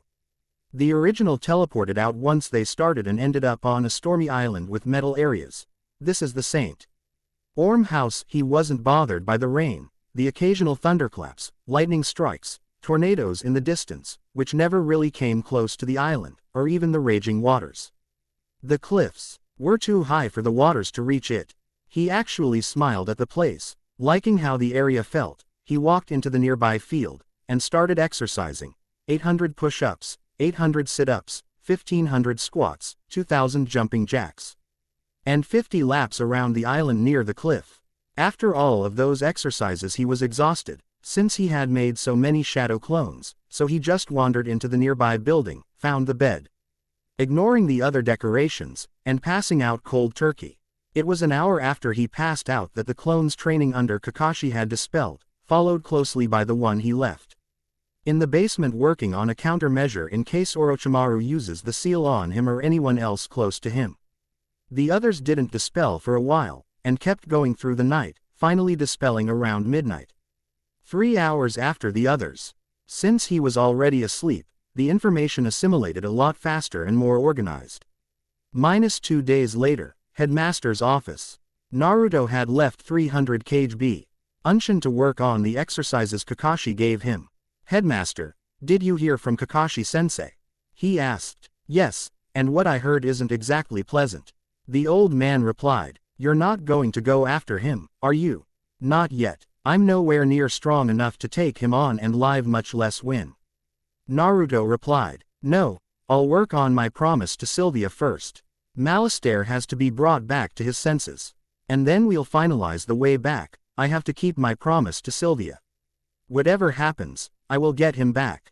About that, I'm surprised he didn't recognize you, or even your name. Naruto nodded. I agree. That is strange. I'll be doing what I can here, but I need battle experience with life. I have the knowledge and information, but nothing else. Do you know if there's any OT? Her students that could use some help at the moment. Come to think of it, I remember Karen Nightchant on Unicorn Way talking about weird things happening on Unicorn Way. Perhaps you could ask him about it. Help out, too. Naruto nodded. Alright, I'll look for him. Before you do, here. Ambrose took out a box with holes in it. This came in from a place known as Grizzleheim. It was addressed to the Storm Fox. So I'm assuming it's yours. Naruto looked at the box, and sniffed a few times. A dead fox. Wait, there's ozone around it. Could it be? Maybe. Naruto. Maybe it is. The spirit on his shoulder spoke. Naruto opened it up, and found a strangely preserved dead fox. Nowhere close to rotting. There was also a note. Storm Fox. We found this little critter on the outskirts of Northgard. We believe you could help out. It's on its deathbed, so hopefully you can help it out before it fades completely. We don't know what's wrong with it, but hopefully you do. Signed, Balder Goldpaws. Naruto looked at the fox, and was about to set up a connection between himself and Kurama. No need. This kid is already dead.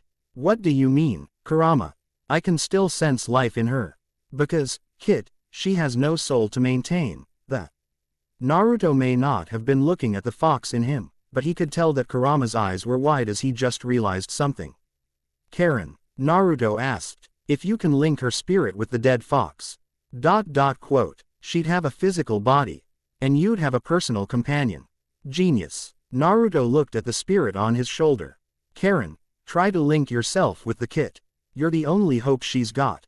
Who is this Karen? Ambrose asked. Headmaster, I'll try to explain it later.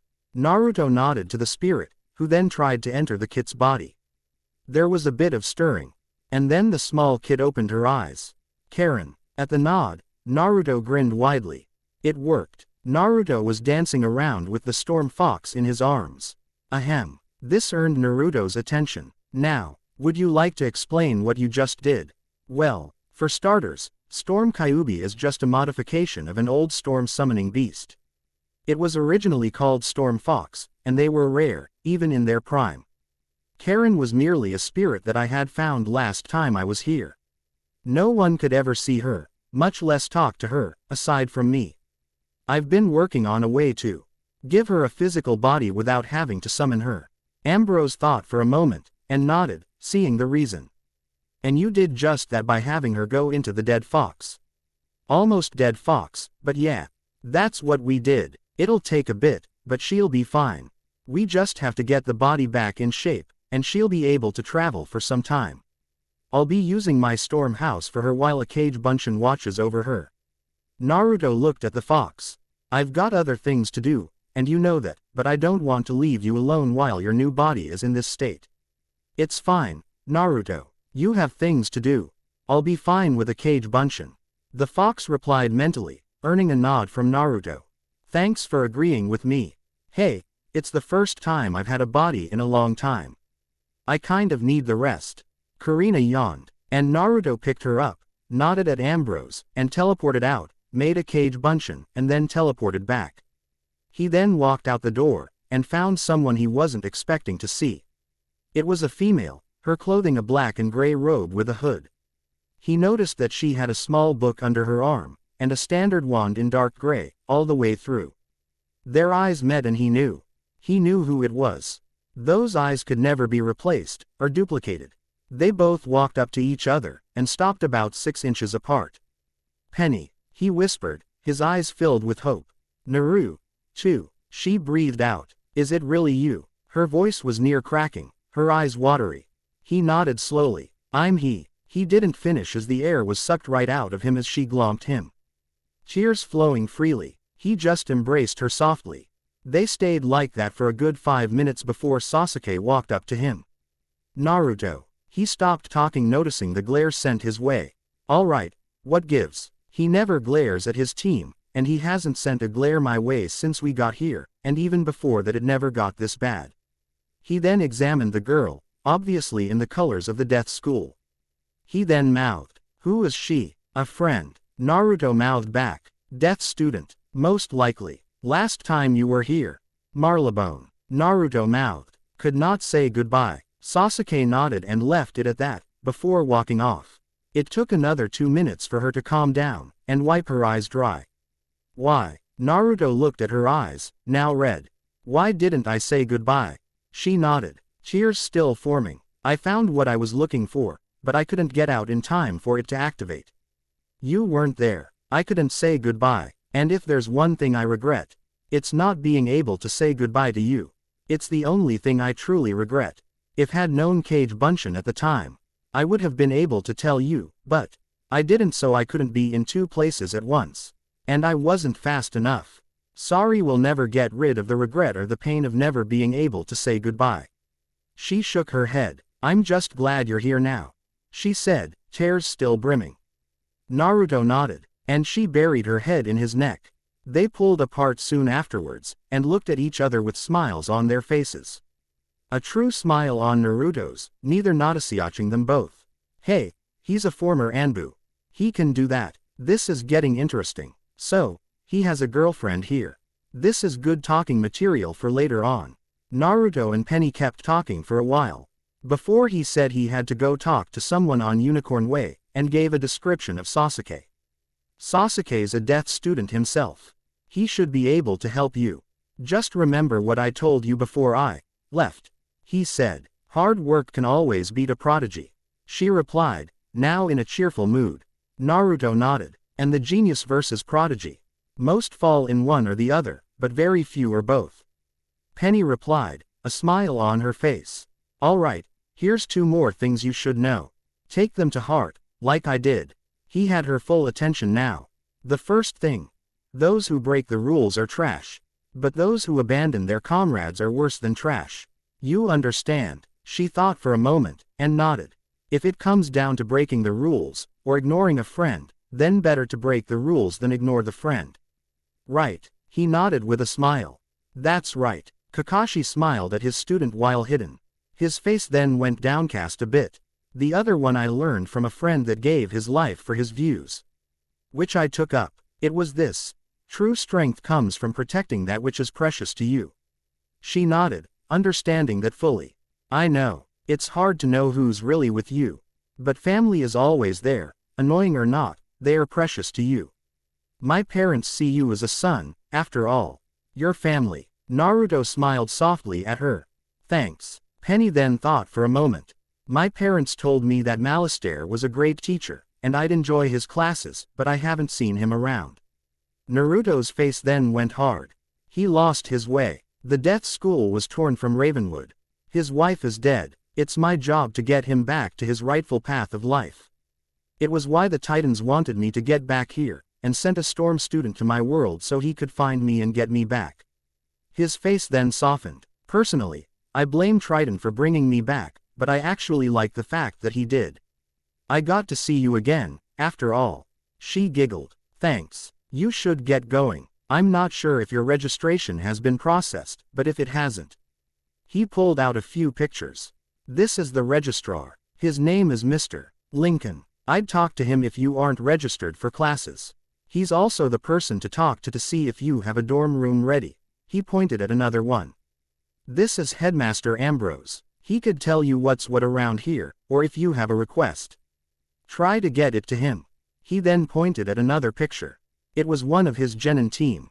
This is my team back home. I became a shinobi, after all. The one with silver hair is Kakashi Hatake. He's my Junin sensei. The girl with pink hair is Sakura Haruno. She's more temperamental than your mother during her time of the month. I remember being on the receiving end of that. That was not cool. Penny pointed out. You got hurt that day. Well, I was good the next day. I found out then that I always healed extremely quickly. I heal in hours, not weeks. Days, not months, and weeks instead of years. Naruto pointed out. It helps out in physical training, you know. True as that is, I don't want you getting hurt. It's a given with my chosen profession. Naruto pointed out. My increased healing factor just means that I'll live longer. I mean, I'm pretty sure I can survive a mortal wound if left alone. Only instant kill hits would likely kill me for good. But wouldn't they hurt? She asked, worried. Penny, I've gone through worse for hours on end all throughout my life. I'm pretty sure that losing a lung would hurt like hell, though. Naruto thought for a moment. I mean, I've been gutted, slashed, beaten, poisoned, stabbed, burned with fire, fried with lightning. He tapped his chin a few times, then remembered a few others. I once lost a finger and a toe. Now those hurt, but you still have the same amount as any other human. It's because of my healing factor. Naruto explained. I got them both back within 3 days, and they were usable the next day. He held out his right hand. I lost my ring finger that day, along with my left big toe. Both were usable and completely synchronized with my actual body on the 4th day. That's crazy. Actually, it's insane. Naruto told her, but at least I can guarantee that it's true. She nodded, sadly. Please, don't let yourself get hurt because of me. Naruto smiled at her. No promises there. I'd do that in a heartbeat. And you know it. That's what I'm afraid of. She said, concerned.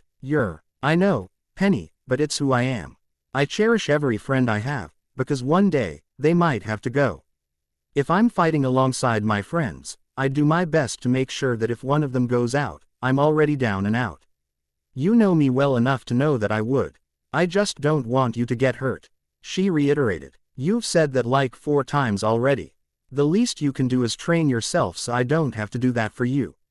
Naruto pointed out. Her eyes widened, and nodded eagerly. Well then, hop to it. I've got a job to take care of, and I figure it should be done quickly. The faster I get it done, the sooner we get together again. She nodded, and let him go. All right, I'll go see what I need. Later, she said running off. Naruto smiled at her. Yeah, later. He turned around, and then he noticed Kakashi. Damn it, sensei. How long were you watching me? He nearly shouted. Sasuke was leaving you too. He shrugged. You did some good with her, you know. She's a friend. A close one, at that. And what about Sakura? Too much like Penny's mother. Naruto shrugged. Besides, she's just like my mother, from what Kyuubi tells me. Strong, defensive of something on her head, feisty, stubborn in her views. Kakashi thought for a moment. That's true. Hey, that would explain why you always asked her out. Actually, I see Sakura as more of a sister than a girlfriend, or even a potential lover. Naruto admitted. Penny would be my choice if I could. That's one of the reasons I want the spiral connected to our world so badly. So I can see her, and she can come visit, or we could even stay there. Actually, I think a different idea is at hand. I know of your treatment in the village, so I think we should keep the connection much more secret. If you ever get banished or exiled, you come here, and we don't use the door. There are no keys to activate it, and you're the only known one in the elemental nations that can force activate it. You do that, and then use the key, and you'll be safe for good. No one will be able to follow you except for those in the loop. Naruto nodded. That would be my plan, too. The council will do anything to keep me in once they realize I can use Ranten and Mokuden. It's actually why I hadn't used spells after I got back. Doesn't mean I never stopped practicing them. Kakashi nodded, and then Naruto just walked off. I'm gonna see what I can do on Unicorn Way. If something comes up, I'll do what I can to fix it. You've got more training tomorrow. Your target is Orochimaru, isn't it? I doubt it will take more than a day, but it'll have to be in 4 days, just to be on the safe side. Naruto said, giving a two-fingered salute over his shoulder. Later, he left eyesight soon afterwards, finding his way to Unicorn Way, and tried to sense out a mana presence. He got a lock and found who he was looking for. Naruto crouched on top of a gazebo, with a young man right in front of him. Are you Karen Nightchant? He asked, earning a surprised look from the boy. Why yes. How did you get there? He replied. Simple. I jumped. No one can jump that high. He retorted. I can. A new myth student can. An older ice student can. And a new death student can. Where I come from, jumping from street level to the roof of a 4-story building is commonplace. Naruto shrugged. Anyway, the headmaster said that some strange things have been happening here, and YLK too. I'm here to help. He jumped down and landed in front of the poor kid. So you know I can punch a ghoul's head clear off its shoulders, if I want. Did just that a few years ago. I can kick the head off of a troll, done that too. You're insane. Nah, I'm just a storm student. Naruto smiled. He sighed. That explains a lot. So, how far are you? Nearly mastered storm, working towards life. This brought a smirk to Karen's face. This is gonna be good. Alright, I'll fill you in. I'm not good combat-wise. We find Naruto walking down Unicorn Way, before seeing a dark fairy. He quickly cast a spell without pulling out his staff. It was a rank 2 life spell, Leprechaun. The leprechaun took off his hat and a lot of gold coins pelted the dark fairy before it imploded into magical wisps. He sighed and he picked up the dust left behind, and examined it. Corruption. But that would mean. His eyes widened. I need to talk to Lady Oriel about this. He made a cage bunshin, which went off to see Karen. He ran down the street in a hurried pace for other wizards. Though not for him. It didn't take long for him to reach a small hedge maze with a seraph near the center tending to the sprites in the area. Lady Oriel, we have a problem. Naruto said. Oh, Naruto. The seraph looked at him. What's wrong? There are some corrupted sprites out there. There doesn't seem to be a way to reverse it, though I could probably figure one out with some time. And I don't really want to kill them. Naruto admitted, before the memories of his cage bunshin hit, and his eyes widened before he turned his head. Karen, you're a genius. Karen, he's a life student that had a gut feeling something was wrong here on Unicorn Way. He was right, but didn't know how severe it was until now. Lucky for us he already has a potion recipe, one I didn't know existed. To be honest, Naruto admitted, it's your call, Lady Oriel. They are your allies. It's your choice. Please, save them. Don't kill them unless you have no other choice. I know how you can get. The seraph said with a slight frown. Naruto nodded. Ignoring the jab at my personality, I'll try not to kill them. May not know a lot of non-lethal spells, but I do know a few jutsu that could help. Jutsu. Now she was confused. It's what we use where I'm from. Currently trying to get my world connected to the spiral, since it wasn't beforehand. Naruto said, they don't use mana, to my knowledge, but a combination of physical and spiritual energies in the body, called chakra. You can explain it later, if you wish. Please, save my brethren. She told him, earning a nod. He then left in a swirl of wind and lightning. That was new. It took Naruto 5 minutes to get what he needed to make the potion, and gave it to Karen, while making a few cage bunshin to release the sprites from bone cages he saw. Karen saw all the ingredients, impressed, since he only asked for 2 of them. I gotta admit I'm impressed. I only asked for dust and skeleton carpals. Naruto shrugged. Can you make enough of it? Sure I can. They only need 1 drop. Karen worked a bit inside the gazebo, while Naruto watched with an expert eye. After 3 minutes, Karen spoke. It's done. They only need to swallow 2 drops. And you brought enough for at least 500 of them. Naruto nodded. Thanks man. I owe you 1. Then call us even. I was gonna need help for this anyway. Besides, you were the first to believe I was right. For the record, the headmaster thought so too. Naruto said, before running off. What he said, however, had a profound effect on the boy.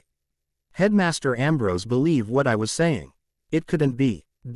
Single quote. Nevertheless, there was a cage bunshin heading to Ambrose's office. While Naruto stunned the dark fairies, his cage bunshin were training in his home, freeing the captured sprites.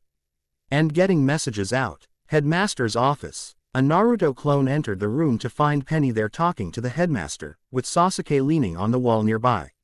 Headmaster, remember what you said about Unicorn Way might have a few problems. Oh, Naruto. Yes, I do remember that. Why do you ask? Naruto then explained what was going on. I see. Then why are you here, Dobi?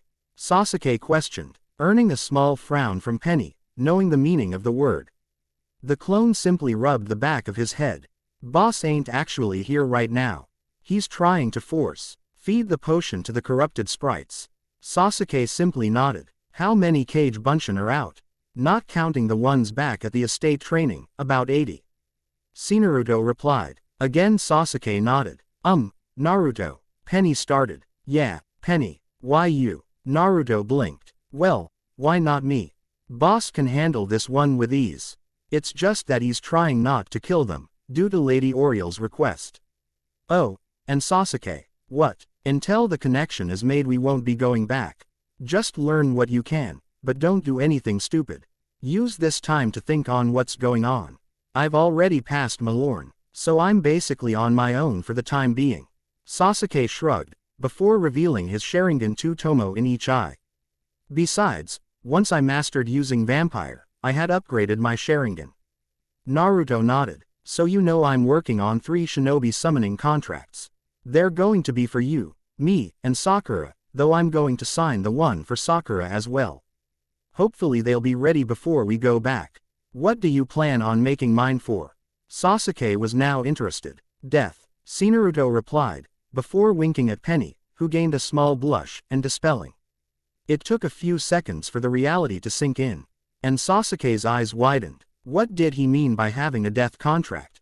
Ambrose asked, curiously. Penny dreadful, you're learning everything I can teach you. I'm already earning most of my death spells from you. She pointed out. Unless. Her eyes widened. I'm going to teach you how to use chakra. You're signing the same contract I am. He told her, earning a quick nod from the girl. All right, let's go. Quote. Sasuke nodded, before the two walked out. Ambrose simply scratched his beard. That was weird. Then again, knowing Naruto, I'm pretty sure whatever plan he is coming up with will be insane. But it will work regardless. With the original Naruto, he had just poured some of the potion down the throat of the 251st Dark Fairy, who convulsed, just like the other 250. He quickly apologized for nearly strangling her, but explained it had to be done and ran off to find more. Several of his cage bunshin had finished looking for cages, and started taking out the skeletons in the area. Once the street was clear of skeletons, the captured fairies were released. A clone went back to Karen. "Dude, we seem to have a bit of trouble," Naruto said, explaining what a sprite had told him after being released. "They mentioned a skeleton. Rattlebones. It's got to be Rattlebones. He's more powerful than most of things that appeared on the street. But if we get rid of him, we get rid of the source." Naruto continued, catching the thought. "I'm guessing he's been staying in a tower, since we've taken out almost all of the skeletons here." "Yeah, he would be." "Wait, Karen asked, surprised. "I thought you were working this alone." "I am." "Then why the we?" Naruto then made the right-hand sign, and another clone popped up. "Karen meet Cage Bunshin." "Cage Bunshin, Karen Nightchant." There was a hint of amusement in his voice. "Cage Bunshin." The confusion was evident, but took the outstretched hand, surprised at the grip. "How many of these things are running around?" "Around 75 on the entire street. Plus the original, who the clones call Boss." The first clone said. "Yeah, Boss has about 500 others training at his estate, right now. The training they do passes on, don't they?" Both clones nodded at the question. Karen smirked. "Sweet. Mind if I learn?" "Impossible." They both said simultaneously. "What? Why?" "For one, it doesn't use mana." The first clone said. "Number two, what it does use, you have nowhere near enough to make one, whereas I can make over on for 12 hours each on a full tank. Besides, you can't tap into that energy without practice. And a lot of training to control it." The second clone added. "And finally, it wouldn't do much good for training if you can't make at least 100 and use them all for 5 hours. Still, if all 100 of them do the same thing for 5 hours, I've got 500 hours of experience in using it. The effects stack, though only mentally. The energy used is split." The second clone pointed out. "Mana, on the other hand, isn't found that out in practice." The first one stated. "Perfect for training spells, but Cage Bunshin doesn't transfer physical training, so that's out. Muscle memorization still works though." Karen looked a bit downcast. "Figures. Well, let him know that Rattlebones is probably the one causing all the corruption. I just ask that you leave the tower intact. We kind of need it." Both Cage Bunshin dispelled in a puff of smoke. Karen blinked. "So that's how they dispel. Nice." The original Naruto looked around, as he was entering the Oriel's hedge maze. "That'll work. Just gotta update Lady Oriel. And I can take care of him." Naruto walked up to Oriel, and nodded. "The fairies have been purified along with their queen, which was also corrupted, somehow. I'm going to go after Rattlebones next. Since he's the one that started the corruption. Get rid of him, we get rid of the source. Rattlebones is a skeleton, and I'm pretty sure he doesn't have the means on his own." Oriel pointed out. "You're right, he's probably being put up to this. Not knowing the Storm Fox is on the job. Please, show him no mercy. But also," she handed him a treasure card. "Use this to finish him off, please." Naruto looked at it, and shrugged. "Fine by me. I was going to go for a massive overkill on him, but this works too." "Massive overkill? Oh, I was going to deal so much damage to him that he'd be dead before it finished if it were a constant burst or a beam." Oriel thought about it. "Go for your plan, but keep the card for your own use." Naruto nodded with a feral grin. "Thank you. Just leave the tower intact. He may be in there, but I don't think it'll help if you destroy it." Naruto reached for his ninja pouch and pulled out another treasure card, showing off the Storm Kyuubi card. Oriel's eyes widened. "I see you recognize it. You're going to use that on him?" She nearly shouted, mainly in surprise and shock. "He corrupted the minds of several friends of mine. And friends of Sylvia Drake. His idea or not, he's the one that ordered the skeletons to do it. He's earned the usage of it, in my opinion." Naruto then made a Cage Bunshin. "Go tell Karen to head to Rattlebones Tower. He's going to see a legend in action. The fox is angry, and the storm shall follow in his wake." The clone nodded and jumped off. Naruto then looked at Lady Oriel. "I'll be going, and thanks for letting us help out. You are a friend of Sylvia's. It is an honor to work with you. She always spoke highly of you when brought up." Oriel replied, earning a nod and a small smile from Naruto, who then jumped off himself. Rattlebones Tower. Naruto was waiting at the base of the tower, for 2 minutes before Karen came up to it.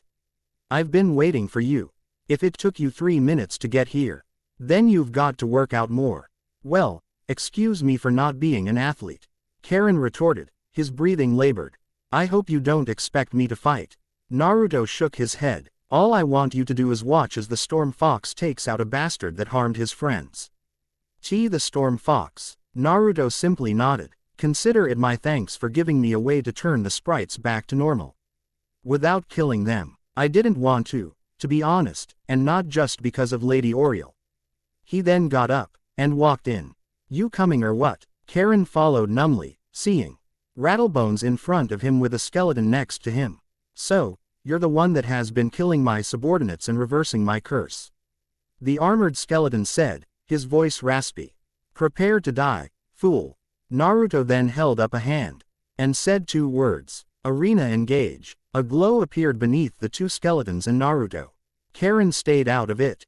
Naruto supercharged his pip counter to hold 6 power pips off the bat. And he gained a normal pip as well, so he pulled out a bright tan card. A balance spell. You're going to feel the full wrath of the storm.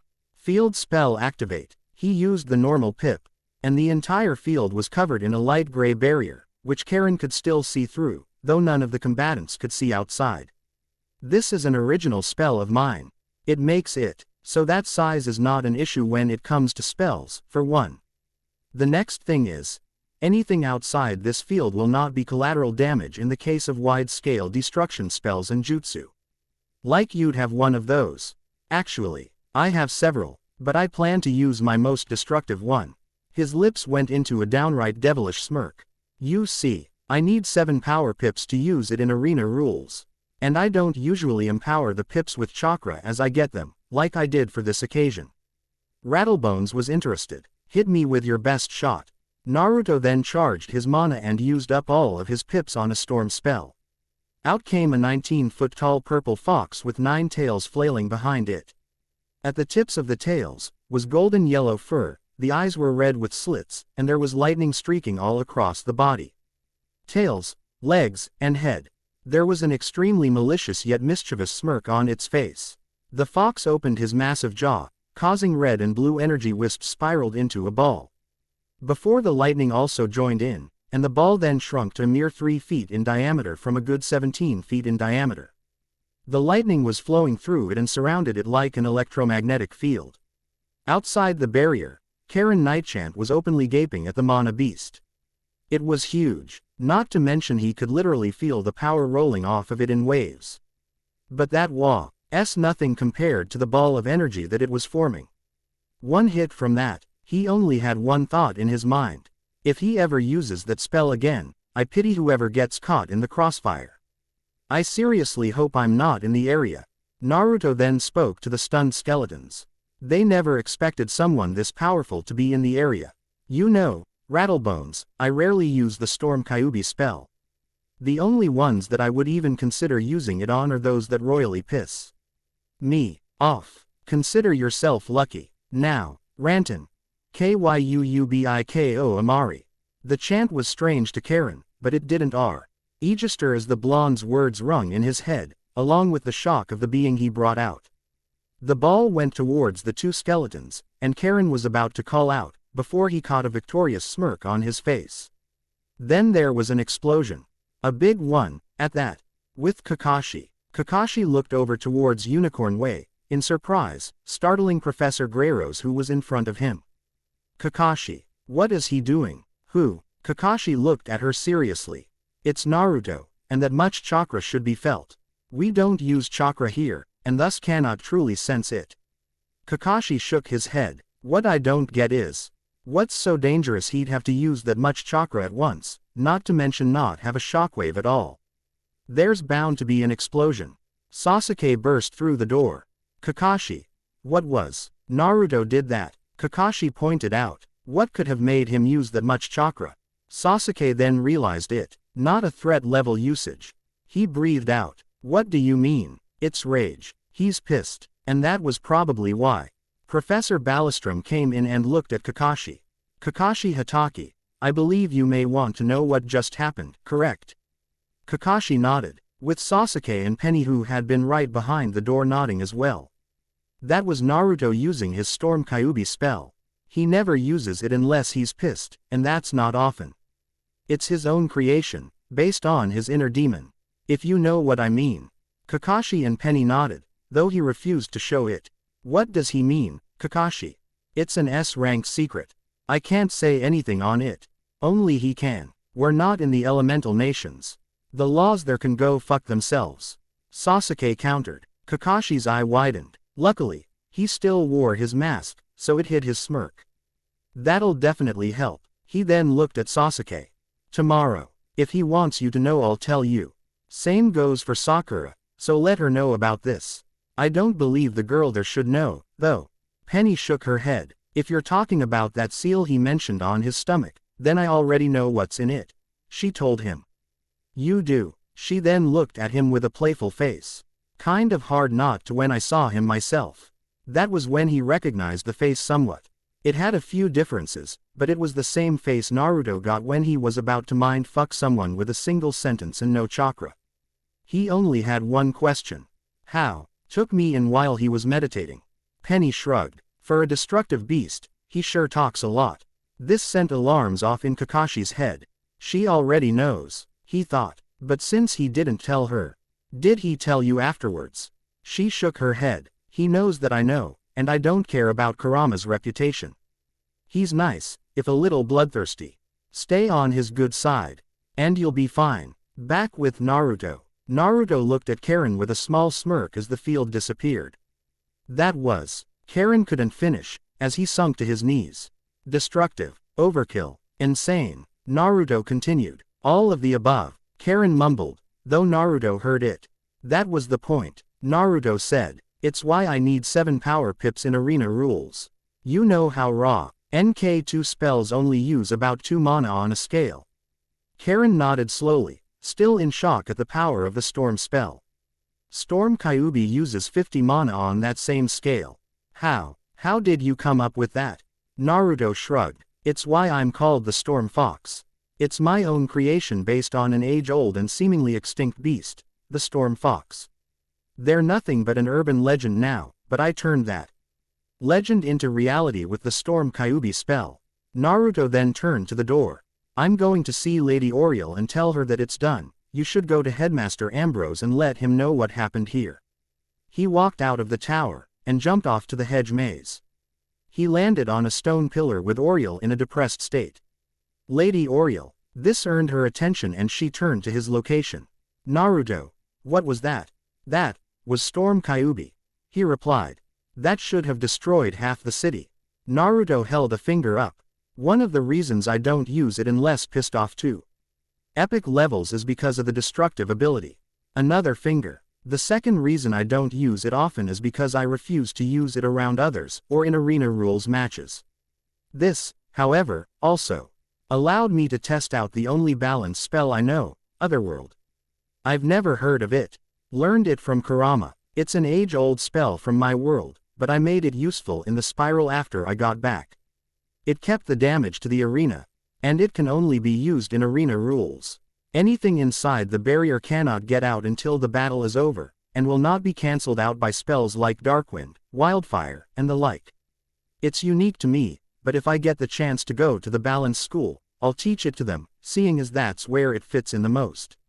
The Seraph nodded at this. I see, so you needed to test it out. Naruto nodded, and it works better than advertised. Destruction was limited to the field, no shockwave, no air pressure released, and no collateral.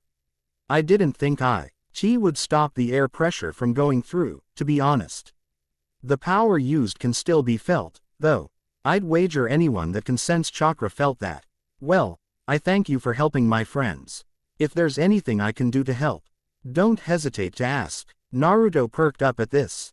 Are you sure? Because I have been working on something that would allow anything from the school to be summoned without the use of mana or cards.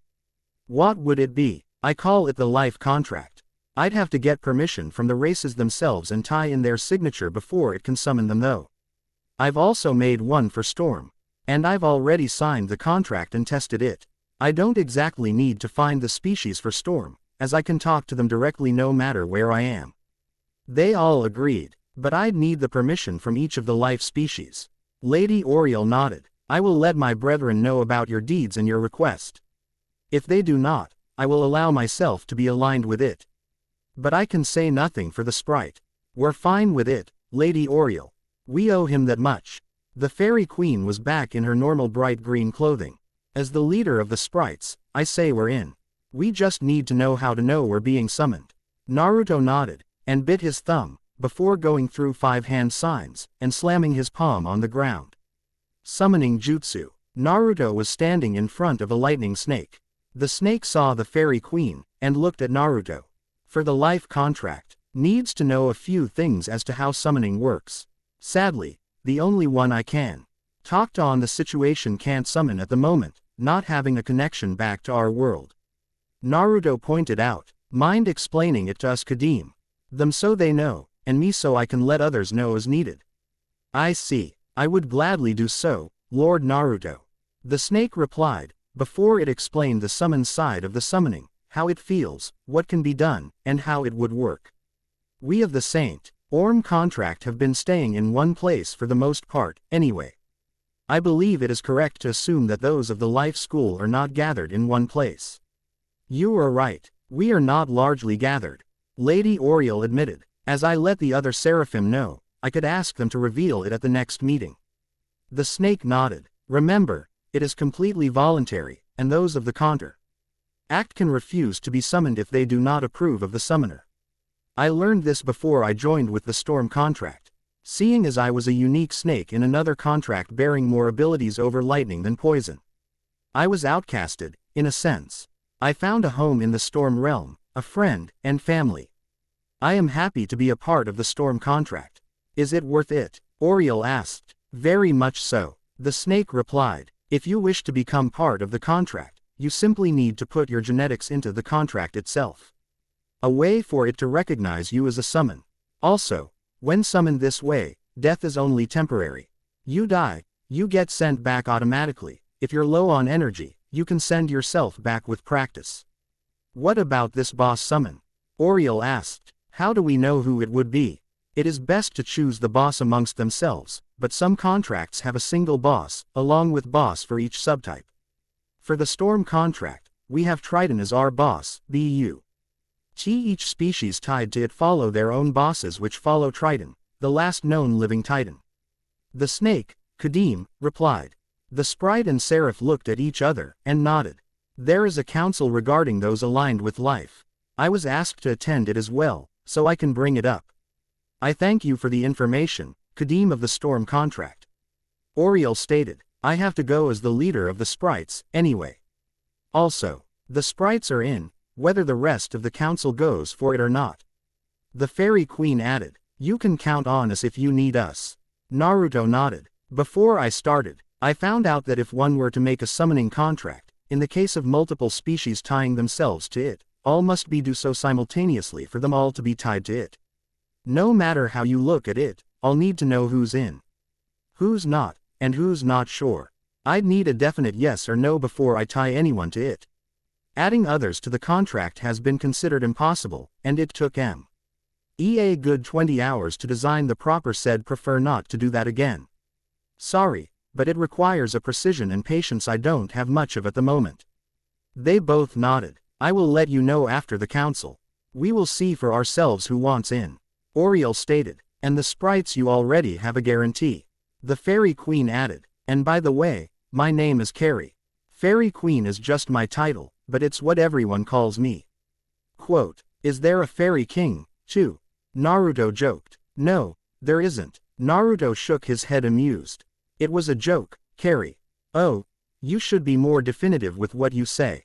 Naruto smiled softly. It's the tone of voice you have to watch out for, not just the words themselves. It's how a word is said that gives the true meaning of a sentence, not the word itself. They nodded. You should return to Ambrose. He would like to know what has happened here. No doubt he already knows I used Storm Kyuubi, though he probably doesn't know who I used it on. Besides, I sent Karen Nightchant to let him know. I'm pretty tired, after all, and it is getting late. They both nodded. You will forever be a friend of the sprites, Naruto. Thank you, Carrie. Hopefully I'll see you soon. Naruto then teleported out and passed out on a bed in the storm house, causing his clone with Karen to lead her into the house and dispel. Karen snuggled into Naruto's chest as he slept. She fell asleep quickly. It was the day after Naruto had helped out Unicorn Way, but Kakashi had yet to find Naruto, assuming he went to his other house. He quickly found Naruto in the morning, though, talking to Torrance. Naruto, we need to talk. About, he asked. It was still early, and most didn't get up yet, so it was still pretty quiet. Kyuubi. Naruto looked at him. I'll talk to you later, Torrance. This is probably important. I'll talk to you later, Naruto. Good luck in your endeavors. The storm tree replied. Naruto simply smiled, before he walked off a bit, before climbing the outside of the storm tower. Kakashi followed him up, and they both sat down on the roof of it. Are you worried about him escaping? Naruto ended up asking. No, but that brings up an interesting point. Kakashi admitted. I was going to ask if it was okay to let Sasuke and Sakura know about it.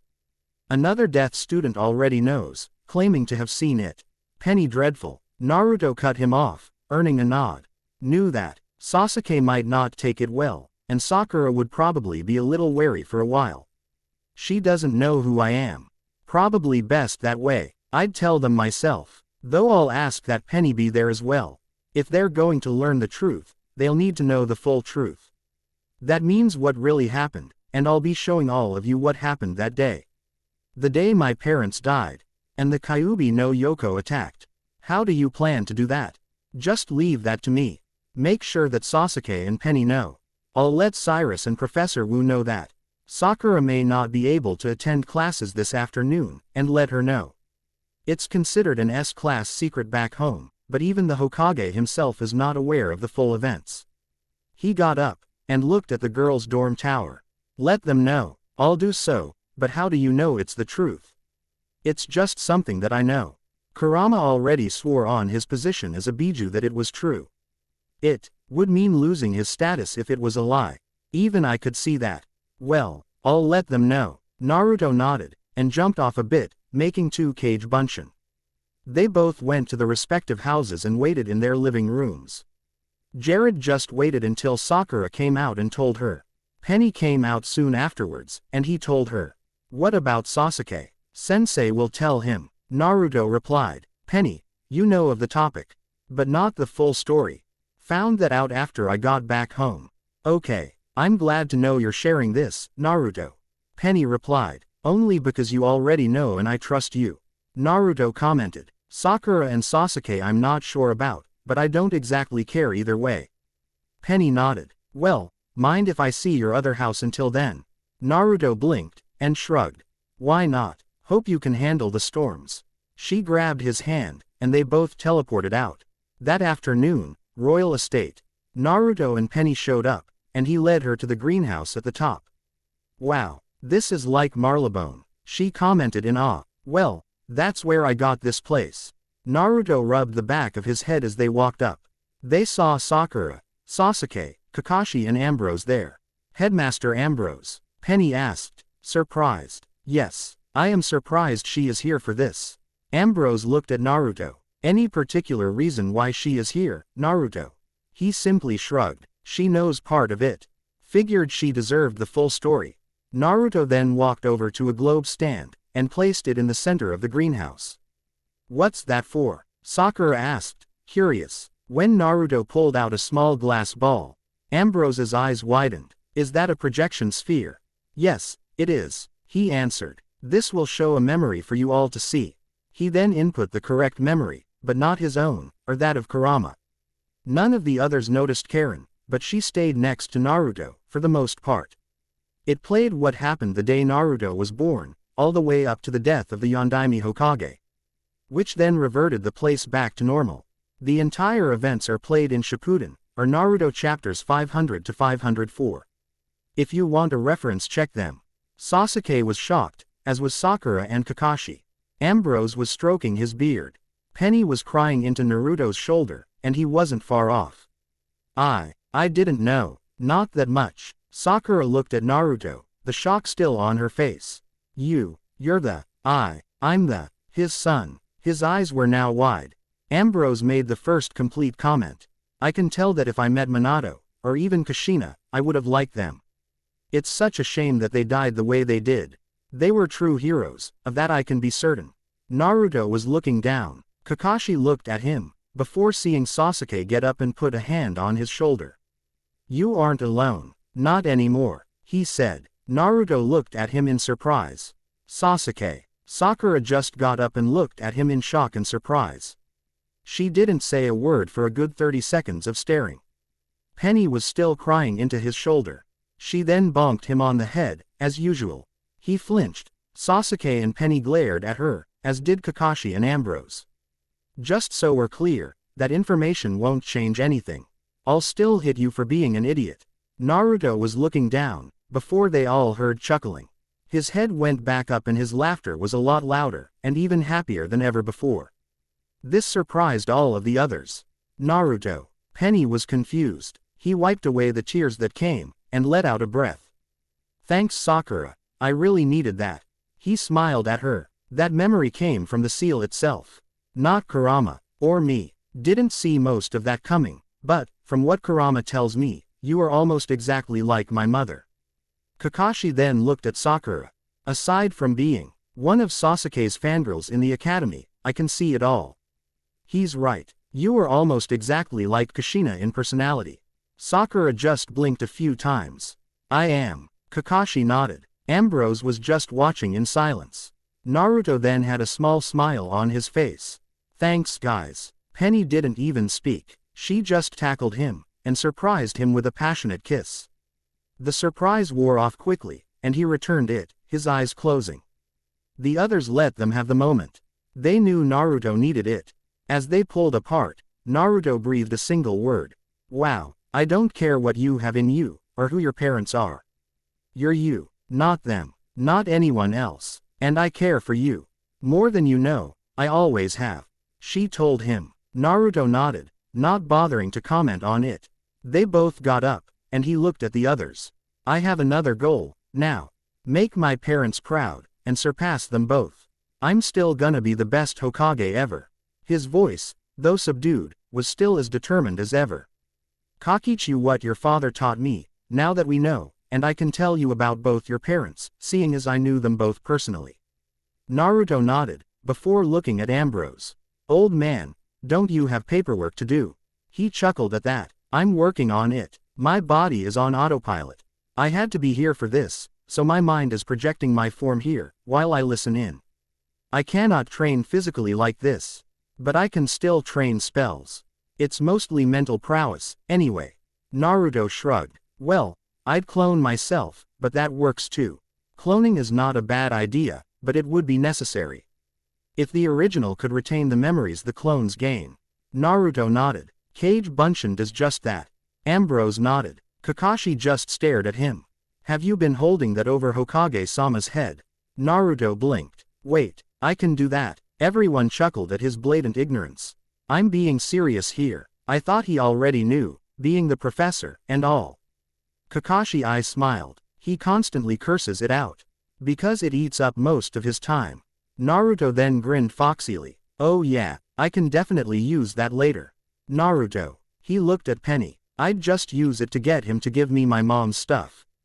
Dad's stuff can wait. I thought your father would be more important. Kakashi pointed out. I may respect them both, and always looked up to my father, whether I knew he was or not. But I've known about my mother for a lot longer than this. Ever since my last time in the spiral, actually. I had just reached Marylebone when I was told about her. Naruto shrugged. Besides, she's a lot safer than my dad to let out. The only ones that would go after me are from Kiri, because they knew much more about the Uzumaki clan than Kumo, Iwa, or Suna, and Konoha wouldn't go after me for her. They've gone after me for Kurama. They don't respect me for me, they can go fuck themselves. Sakura bonked his head. The first thing you have to do is learn some manners. Naruto just rubbed his head. My private property, Sakura. I say what I want here. Ambrose nodded at that. I know that she taught you manners. I may understand your reasoning, young Naruto, but I do not agree when you have a political figure in the area. Considering the fact I see you as a grandfather, and there are no others around. Do you really think I'd be that way here? Wizard City, I would, but here, not a chance. Ambrose had a small grin. And that's the Naruto I've grown to care for. Good luck, lad. Oh, and Sakura. She looked at him. Yes, headmaster. Cyrus wanted to speak to you. Something about correcting another student's mistakes. Quote. Sakura nodded at that. I'll see him when we head back. Ambrose simply faded away, and she turned to Naruto. Do I even want to know? Naruto shrugged. My guess. Student had to correct a problem. And went overboard. Not that. It's obvious that the village didn't listen to your father's last wish. Don't think I haven't heard any of the demon-related rumors in the village. I know they hate you for the fox, at least I do now that I know why they said that, but they're idiots. I can't see why my mom can't see past all that hatred. I mean, sure, the Kyuubi killed my father. But that's no reason to take it out on you. I'm a human sacrifice, Sakura. It's kind of my job. Besides, it helps with my endurance. The more pain I can take, the better off I'll be. Penny smacked the back of his head. You don't have to make yourself suffer for their ignorance. She sounded slightly annoyed. Penny, you know as well as I do, that if I took the path of an Avenger, I'd be no better than they are. I know why they're after me, and I've already gotten my payback on Kurama. We're mostly on good terms now, but he can still be a pain. I heard that, Naruto. You know it's true. You want me to up the seals again. I'm going to need that soon anyway. I've already gotten them up a lot, and I'm pretty used to them. Naruto looked at Sakura. Can you summon any myth minions? Yeah, why? Naruto smirked. Use them for physical training when you have time off. He lost his smirk. When you face off with your school's best, you'll end up being better than most would think. I mean, I've trained against the water elemental, which is the primary minion for Storm, and even several of the other beings from Storm spells. It's one of the reasons why I have so much stamina. I fought them in my Storm house. The Storm sharks, though, taught me something literally invaluable. I can damn near breathe underwater thanks to them. Well, this is surprising. Carrie, the fairy queen, said, coming into the place. Carrie, who else? She asked. The council wanted to see you. They're a little suspicious. Naruto raised an eyebrow. Isn't this a little early? There was a disturbance as Mushu. And they were called for that, when the Seraphim representative, and myself of course, brought up the contract. We don't know the full situation in Mushu, so we can't act just yet. There's probably something else for this, but I don't know what. They're waiting. Naruto looked at the others. Sorry guys, but this takes precedence. Sakura, remember what I said. Sasuke, remember what I've done. Penny, don't bother. I already know. She smiled at him. Karen jumped into Naruto's arms. You wanna come too, don't you? Of course. Well, alright. Just don't growl at them. We want to gain their favor. Not cause them to hate us. I know, sheesh. Naruto looked at Carrie and nodded. The three of them teleported out, and Sasuke got Penny and Sakura out of there and into the commons. Forest clearing. Several woodland beings were sitting in a circle on the ground. Some of them are easy to determine, such as the Seraph, Centaur, Satyr and Leprechaun. How long will this take? We need to take action. The Centaur spoke, obviously irritated. Carrie is the leader of 3 of our clans. We will need her vote. The Satyr replied, don't be going after her head now, Silenus. I don't believe we need to let her know that you don't like us here. The Leprechaun pointed out, I don't like the idea of this contract. We Satyrs have enough problems as it is with where we are now. Our god is missing, and no one is able to find him. Just then, Carrie, Naruto, and Karen showed up. Sorry we're late, she said. Naruto nodded. Yeah, when I get lost on the road of life, I'm pretty hard to find. Quote. The Seraph shook her head. I am surprised you even know of that saying. Naruto shrugged. Anyway, if I may ask, what do you all want me for? How about we start with the contract, The Leprechaun stated. What's in it for us? Naruto told them everything he knew. That sounds an awful lot like Elementia. You are from there. The Centaur spoke. Naruto raised an eyebrow. Didn't think any of you guys would know of it. The Centaur huffed. My home is just north of Kusagakur. I'm familiar with the shinobi way of summoning. Didn't think that's what we were going for. Naruto blinked a few times. Well, that would be about right. The centaurs already have one. There is no summoner at the moment, so we can get rid of it, and tie ourselves to this one. Count us in. Most of my brethren love to fight hard, and party harder. So, kid, you sign a contract yet? Yes, but I don't think you've heard of it. He admitted. Try me. I know of every contract in Elementia. Well then, I doubt you even know of this one, as I made it and tied the summons to it a few days ago. I'm the first shinobi summoner they have. Naruto told him. I made one for the Storm School, and signed it.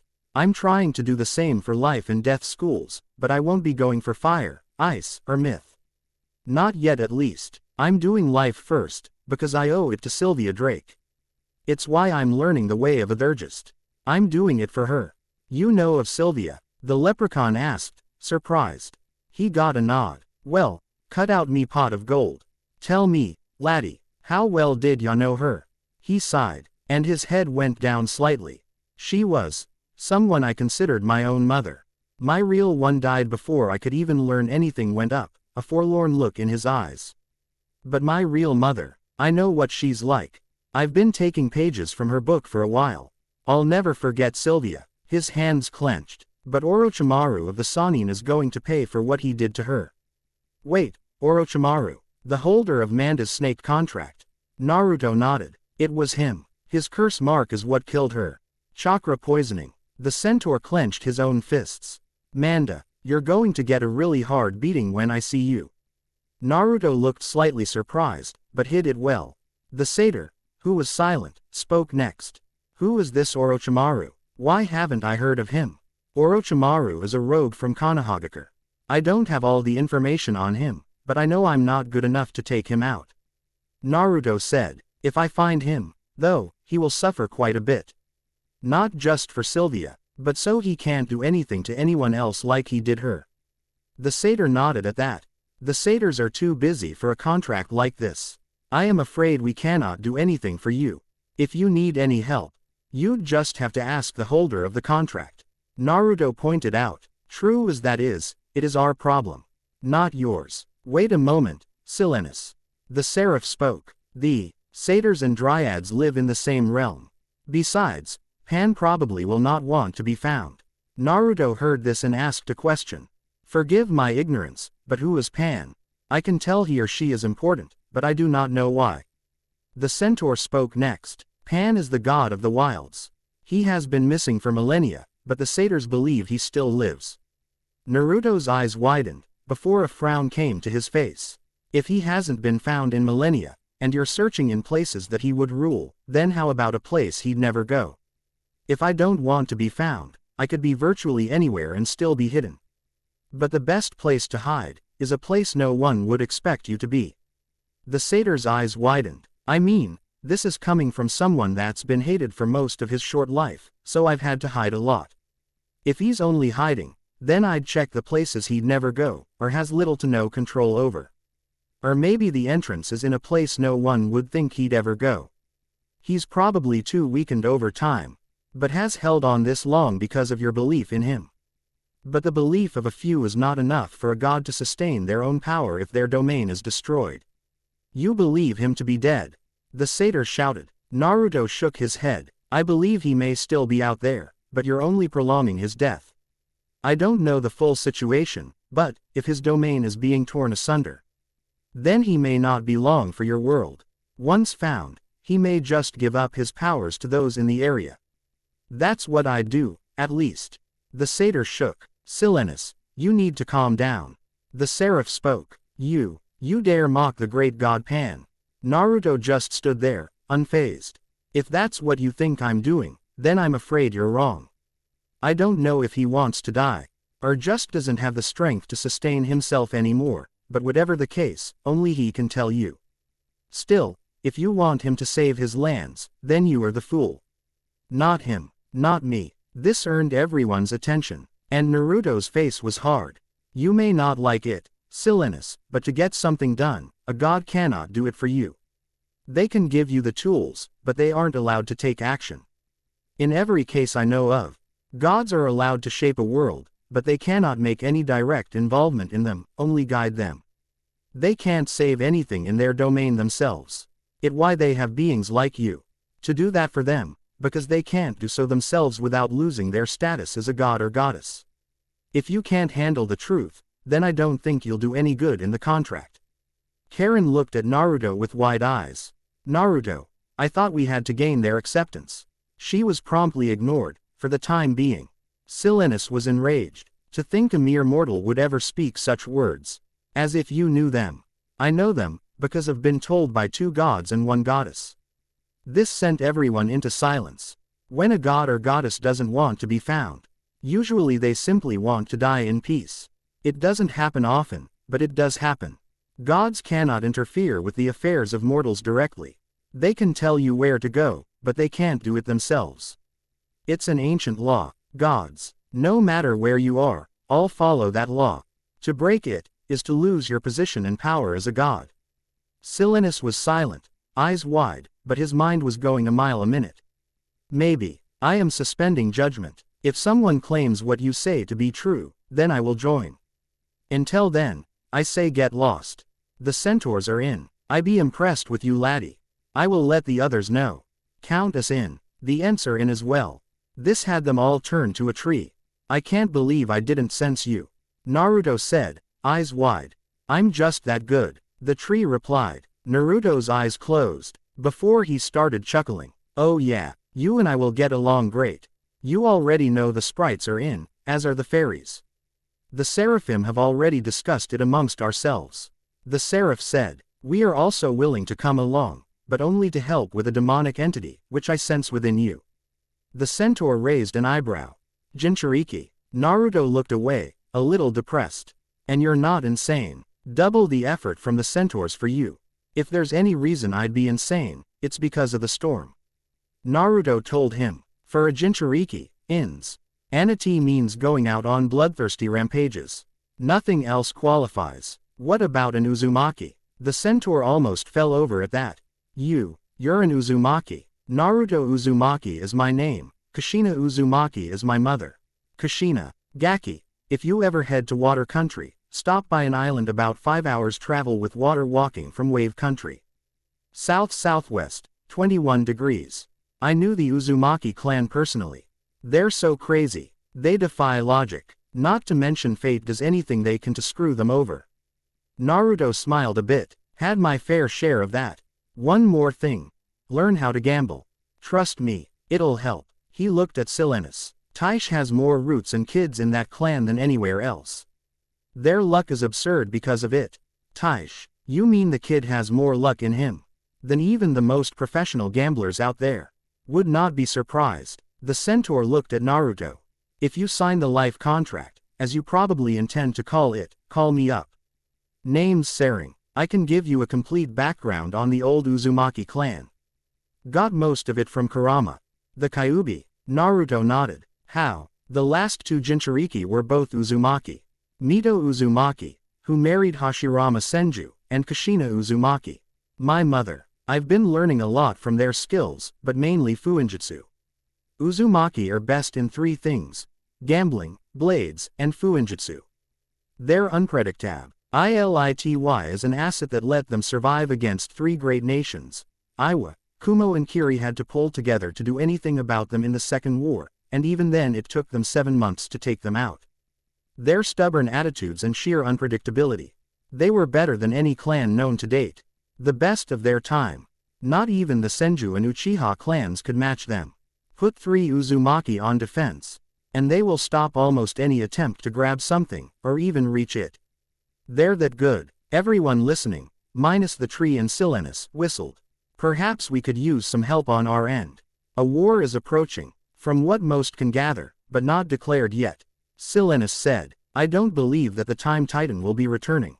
It's just stupid. Naruto shook his head. Believe what you want, Silenus. But you will never know the truth if you cannot accept it. I can't change your mind unless you see it for yourself. I learned that the hard way. After years of abuse, that is. Don't get into your past, Naruto. Sering warned. I know my past is painful, but it doesn't bother there anything else I should know. If you can find out what is happening in Mushu, please do. Sering stated. We had lost contact with our representative there recently. We do not know why, however. If anyone is hesitant when you do find out what's going on, and probably fix it, then that will get rid of them, I believe. Naruto nodded. If I go that way, I'll make sure to take a look. Who's the guy? The locals know him as the Jade Oni. He's basically the life version of a elephant from the Fire Clans. Sering said. Got it. If I find anything on him, I'll be sure to let you know. I can at least let Lady Oriel know, and she can let the others know. I know where she stays, most of the time. Everyone present nodded. We shall send for you if we need your help with something, though Silenus might not. Carrie told him, smugly. So, you ready to go back? Naruto looked at Karen, who yipped. He picked her up, and shook his head. I can head back on my own. Don't worry so much about me. It's getting here that's a problem. He teleported out, storm symbols appearing where he was. They had a lot to think about. Especially Silenus. It had been 2 days after Team 7 and Penny saw the truth. Sakura had talked to Cyrus, and was asked to head to a place known as Cyclops Lane. She had been having a bit of trouble, mainly because she wasn't going to last much longer against General Achilles. Which brings us to the now. You fool, you believe you can win. In your condition, the Cyclops general bellowed. Her breathing was slightly labored. Note to self. Train with Cyclops minions. They hit hard, and can take even more hits. Just then, the door to the room they were in was caught in an explosion. They saw a figure, but it was veiled in smoke. Sakura recognized the voice, though. Need some help, Sakura. He walked through the smoke, to reveal Naruto, his staff in hand. This is an honor duel. Back off, Achilles roared. This will still be a one-on-one. Sakura, you're switching out with me. Whatever deal you made with her still stands, and to be fair, I will heal you before we begin. Naruto said, I am not without honor. Achilles thought for a moment, and Sakura stepped back. He cast a satyr spell and Achilles was healed of any injuries. Now, Sakura, witness the Storm Fox. Arena engage. Naruto got the sun, while Achilles got the dagger. Let's begin. He started. I'll start. He threw his hammer which didn't do much to Naruto. If his health circle moved, it didn't show it. Naruto chuckled. If that was supposed to hurt, then you're full of yourself. He went from 1 normal pip, to 1 normal and 4 power pips. In arena fights, I can gain anywhere from 1 to 8 pips. Though if I gain 8 it's really 4 power pips. Now, Stormblade. He was surrounded with a blue and gold charm around his head. He didn't follow up, and spoke. Your move, Achilles. The Cyclops grinned. He had 3 pips. Let's see you take this. He used a myth spell, and called upon a Cyclops which attacked. The health ring on Naruto barely moved. I have far more stamina than that, Achilles. It would take 60 of those hits to take me out. Achilles' eyes widened. My turn. Elemental Blade. He was then surrounded by a blue and gold charm, red and orange, and white and light blue blade charm around his head. Naruto now had 5 power pips, and didn't even look worried. In fact, he was completely calm. Achilles placed a myth trap on him, and he didn't do anything. I'll give you 1 more shot, Achilles. Then it's strike 3. Game over. Naruto spoke. Are you toying with me? No, I'm giving you a chance. Healing you up, letting you attack. I'm the Storm Fox. I could level half of Wizard City in 1 go, more if I went all out. Sakura's eyes widened at this. 1 spell is all I would need, but I'm not going to use it here. You didn't piss me off. You are honorable. I like that, so I'm giving you a chance. You've got 1 more attack. If you fail, then I shall strike, and the odds of you surviving are slim at best. You dare mock me. It's not mocking, if it's the truth. I believe it is your turn. Naruto pointed out, as Achilles had 5 pips. He cast a single spell, and a minotaur appeared. Naruto was surprised. He actually felt that 1. His health ring only moved an inch around the 4-foot circle. I'll be honest, I actually felt that 1. Achilles' eye widened in surprise. I don't believe it. Well, believe it. Naruto charged a single spell. Tempest. A large wave appeared and struck Achilles, causing him to fall back, nearly unconscious. He spoke. The lever. On the stand. Girl. Take my hammer. Use it. Sakura looked at him. It's your hammer. I shouldn't use it. That strike. Did more than I could handle. Take it. Use it. It is yours. What about Naruto? The boy is strong as is. He does not need it. Achilles admitted. Use it. My last request. Sakura gripped the handle of the hammer.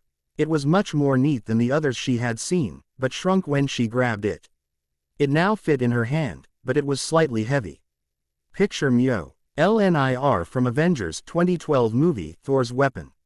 Naruto sighed, and looked at her as she was admiring the hammer. He wanted you to use it. Learn to use it. Summon a Cyclops minion and ask them to help you learn. How do I know it'll work? Quote, do you see an arena right now? He paused. An active one. No, but, he pulled out a card and summoned a water elemental, which looked confused. I don't. Use the usual storm minions for a reason. I don't need them here. He looked at the elemental. But you do make good sparring partners. Can't argue that. Sakura looked around, and tried to summon a Cyclops minion, and it appeared. It looked around, before spotting the water elemental. Sakura noticed the shift in attitude, and spoke. That's not the opponent. This earned a confused look. I need to learn how to use this. She showed off her new hammer. Can you help? The Cyclops thought for a moment, and nodded. Naruto used another satyr, and healed her. Good luck, Sakura. Trust me, you'll need it. She nodded in response, and he left the room through the destroyed door, as the other students got out of their cell, and looked at Sakura, who was still learning to use her new hammer. They saw the whole thing. Sakura Haruno. One of them started. The Cyclops ignored them, but she replied. Yeah, why are you just fighting with your Cyclops? Better to learn to act on woe. She jumped back, and avoided the nasty blow that would have smashed her head in. Better to learn like this, so I can use it even when attacked by anyone. She managed a back flip and dodged. Besides, I've been using the Troll Guardians to increase my stamina. I needed the upgrade. She managed to smack the Cyclops in leg, causing a grunt. More power. The Cyclops spoke. Sakura managed a nod, and continued. Head back to Ravenwood. Tell Professor Drake that Naruto Uzumaki passed through and helped out. I would not have won that without help.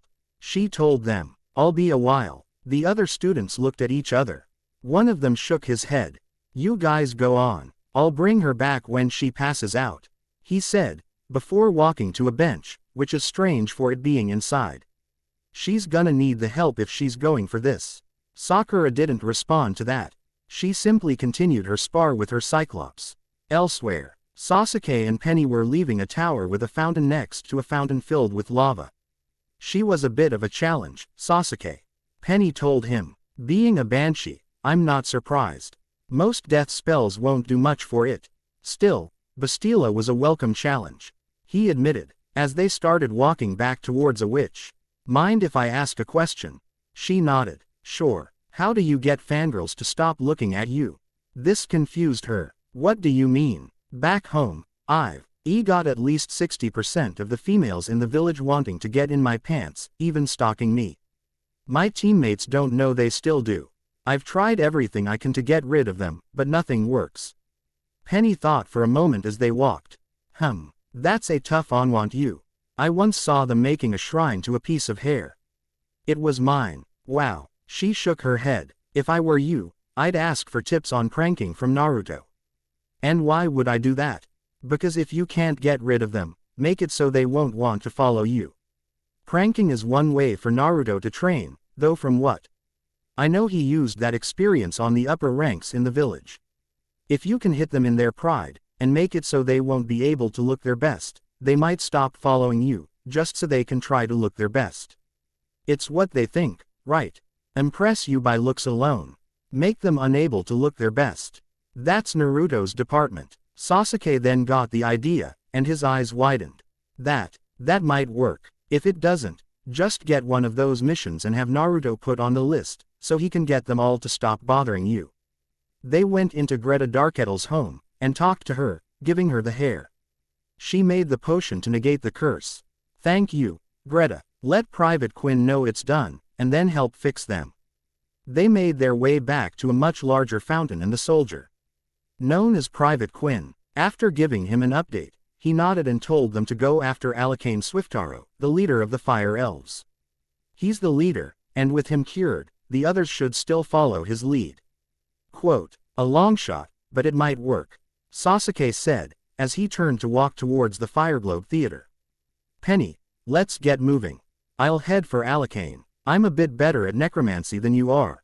And you'll need the stamina training. You've got your chakra unlocked, and you'll have to learn to control it. Feeling out how the spells work with chakra, and replicating them helps out your control. I learned that firsthand. But you'll still need to increase your chakra reserves. Mana can only get you so far. Having chakra to fall back on will help. Penny nodded. Right, with Naruto. After leaving Sakura to her own devices, he jumped off, and went to explore. He ended up on the night side, his eyes wide as he recognized what was there.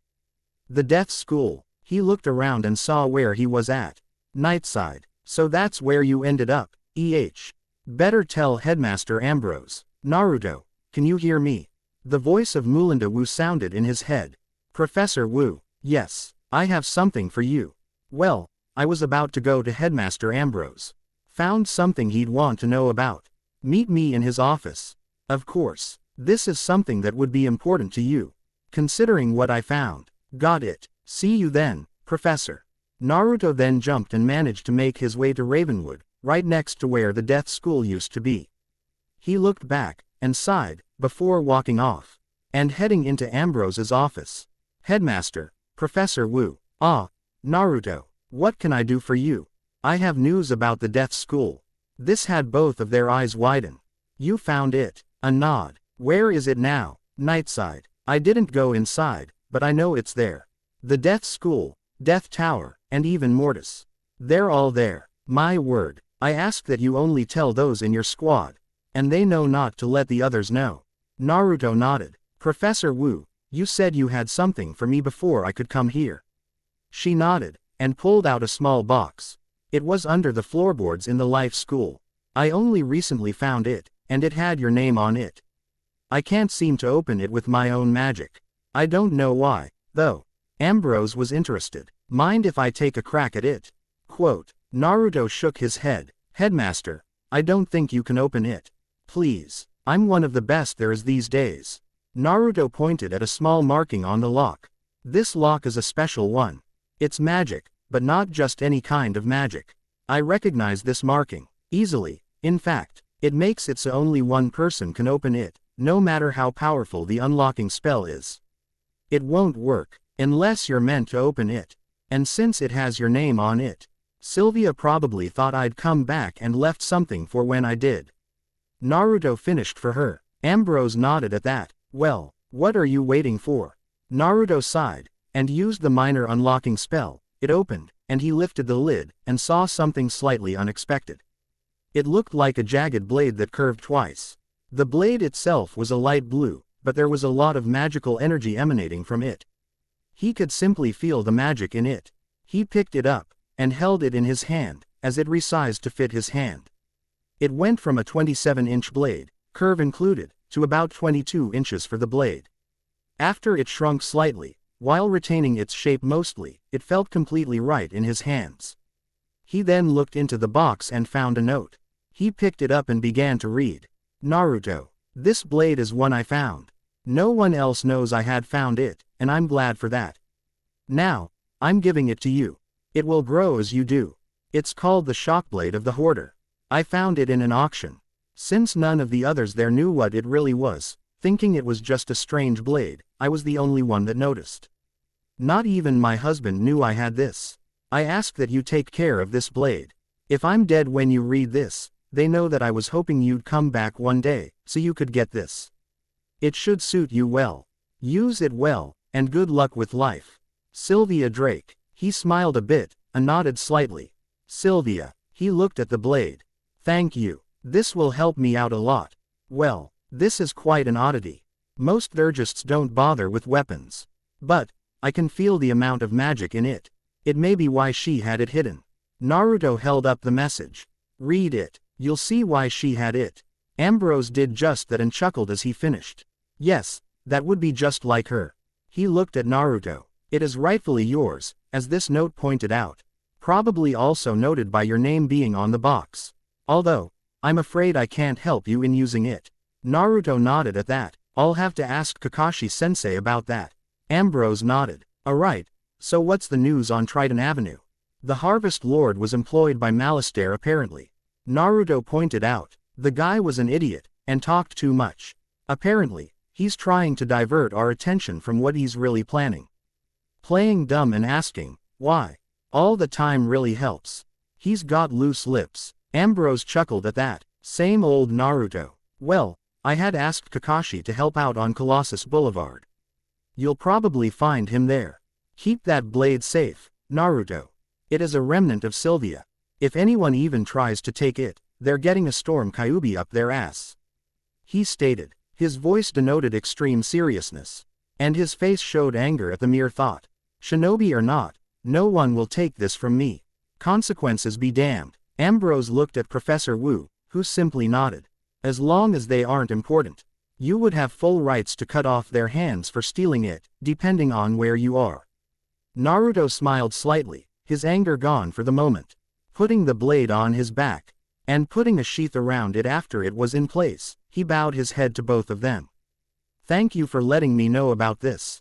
I highly appreciate it. You are welcome, Professor Wu replied. Ambrose nodded in agreement. Naruto then left the room, and then the building, before making his way towards Colossus Boulevard. Gobblestone Castle. Kakashi sighed after conducting negotiations with the Gobbler King. I see what you mean, wizard. Thank you for letting us stay here. Trust me, I know what it's like to lose my own home. 3 of them were destroyed in their entirety. The 4th was damaged several times. But it's still there. Kakashi told him calmly. I'm glad we could settle this peacefully though. I didn't want to kill your subjects, your majesty.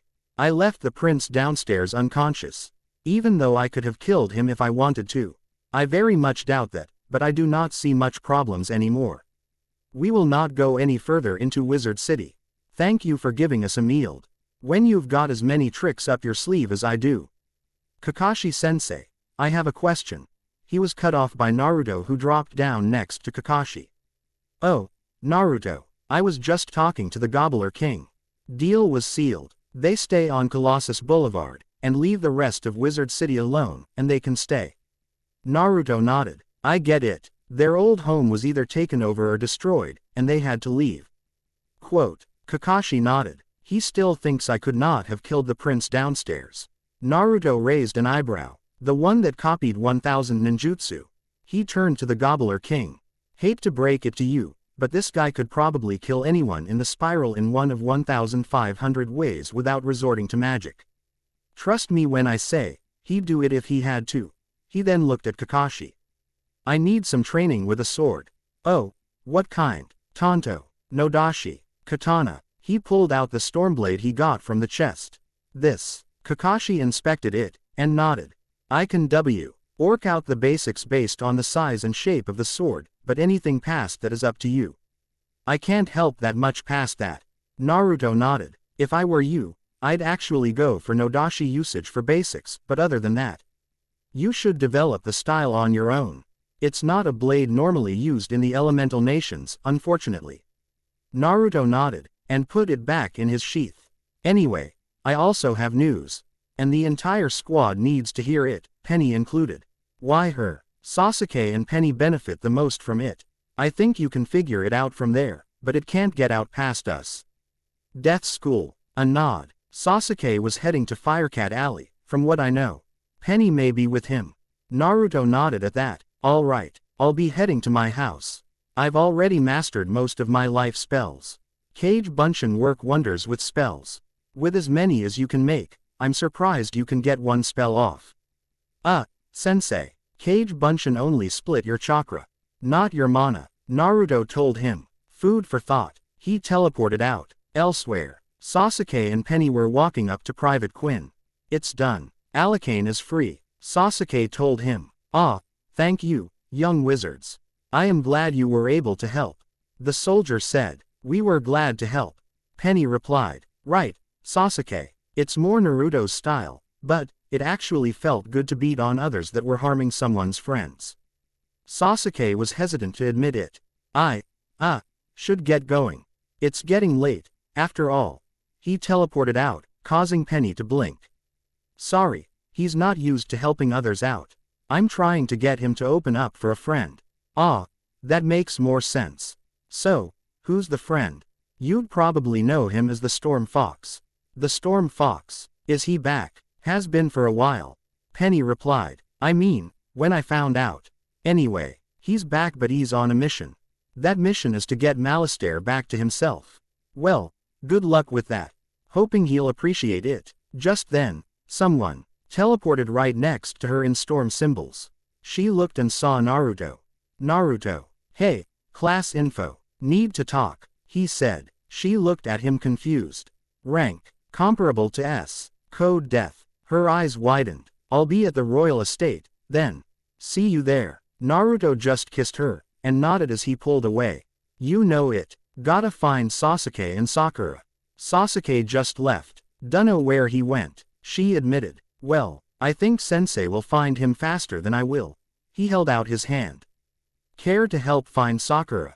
She shook her head. With you, any day. They both teleported out. Akil's castle. Sakura was still sparring with the Cyclops minion she summoned. She was panting again, and was about ready to dismiss it, when Naruto and Penny showed up through teleportation. All three in the area looked at them. Naruto, I thought you left. He looked at her. Team meeting. Code Death. Classified, rank S. Royal Estate. She was surprised. Are you serious? Completely. Sensei's probably looking for Sasuke now to let him know. Sakura nodded, before looking at the Cyclops, who dispelled. Sakura teleported out. Royal Estate. The entire team along with Penny were sitting in the greenhouse, in a circle. Naruto spoke up. I found the death school. Was Naruto's simple statement. Where is it? It's in a place called Nightside. You'd have to jump over a lot of places, climb a lot of walls, and not fall before you reach the underside of Wizard City, but there is another way. Currently, the only door there is locked, and spells won't unlock it. It's been tried. The only thing I figure that can is a key with an identical signature to the lock. Naruto sighed. Sadly, I don't know where the key is, nor do I even know where to look. Why don't you just lead us to the other side of it? Kakashi questioned. Because of the jumps required, and I'm not sure if Penny can get there like that. Naruto looked at her. Unless you can accurately jump 40 feet forward in a single jump 3 times in a row. Then you won't be able to make it there until we get the key. Oh, she looked downtrodden. And that's why I plan to ask Headmaster Ambrose for some kind of clue as to where the key may be. I know the key isn't in Firecat Alley, Trident Avenue, Cyclops Lane, or Unicorn Way. I would have picked up its signature, and gotten it already. That leaves the Dark Cave, Haunted Cave, and, well, basically it's just the caves that are left. Penny and I have been in the Dark Cave already. We can assume that, since it's important, it'll be in a tower. Everything so far has been. Dark Cave doesn't have any towers in it, or any notable residents. I doubt it's there. Sasuke pointed out. Naruto was in thought. Wait a second. There's only one tower in town I haven't seen since I got back. Sasuke has a point. Important things seem to have been relocated into the towers. Haunted Cave. It's gotta be there. What makes you think that? Kakashi questioned. Nightside wasn't closed off last time, and there was no key.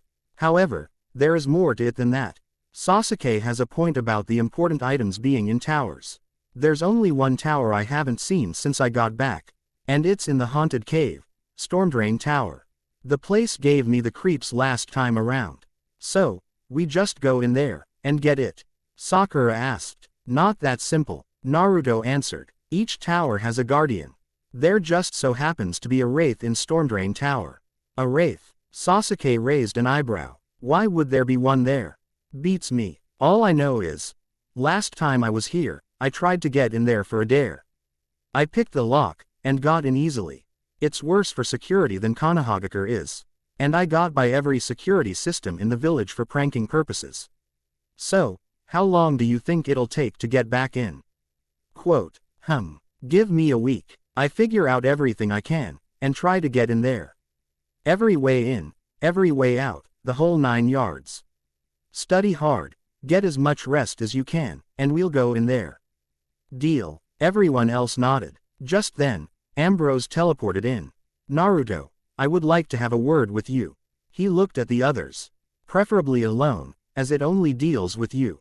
Whatever it is, my team should know. That way, they can contact me if they need me. Ambrose shook his head. You'll be much more busy for this, my boy. You're also the only one I know I can trust with this. And it should help you test your skills in life, as well. Naruto sighed. Can you give me a week? I kind of need to scout out Stormdrain Tower. Are you planning to face Nightshade? Naruto just replied with a flat look. Maybe. Make sure you take the others with you when you do, but why a week? For them to be able to get in too. He may have something we can use. Naruto continued. I see. Well, if they head to Sapphira's tower, Fulgaze tends to guard the key you would want. Take the key from him, and you'll get into Stormdrain Tower with ease. Of course, that would be the front door. But you get my point, right? That's better than a week, but I still need to make sure. Naruto replied. After this is over, I'll meet with Kandu. I'll also bring Karina along, for whatever it is. Please do. Naruto led the rest of Team 7 and Penny over to Sapphira's tower. He stopped in front of the door. Listen carefully, guys. The others looked at him. Admaster Ambrose wants me to handle the Wizard Cup, so for now I'll have to do things on my own. The 4 of you should stick together for the most part. What about you? Kakashi questioned. After all, you are a genin. Sensei, I'll be using the Storm House for the most part. I've got to make sure that Karina heals properly. Aside from that, I also have far more experience in spell casting than any of you. I also know the spiral better than you guys, so I'll be fine. You guys are still relatively new to this. When I win the Wizard Cup, I'll ask the headmaster where you guys are. I've already regained the keystones for Wizard City in Marlebone. If you end up going anywhere but those 2, then I'll find a way to get there. And Penny, she looked at him. You want to make sure I'm still okay, don't you? He nodded. If anything, I'll tell you all this. If something happens to Penny, it's coming out of someone's hide. Learn what you can, and experience the spiral. If something happens that really isn't your problem, help out anyway. Sasuke, Sakura, Penny, the 3 of you need the experience. Sensei, you need to learn the difference between the spiral and Elementia. Use this as a learning experience.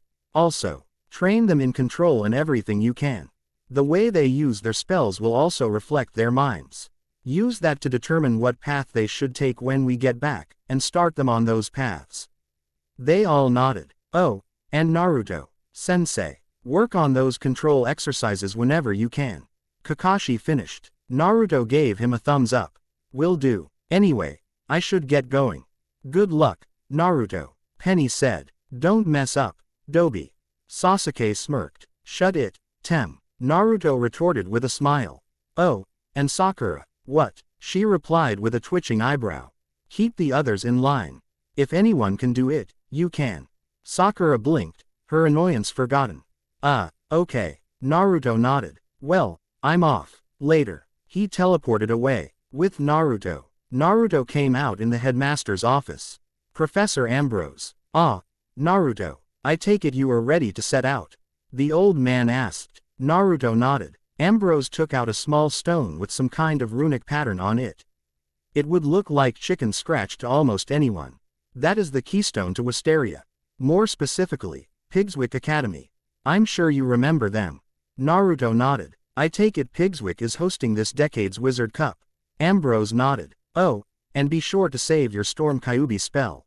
I do not believe you would need it, but just in case, be on your guard.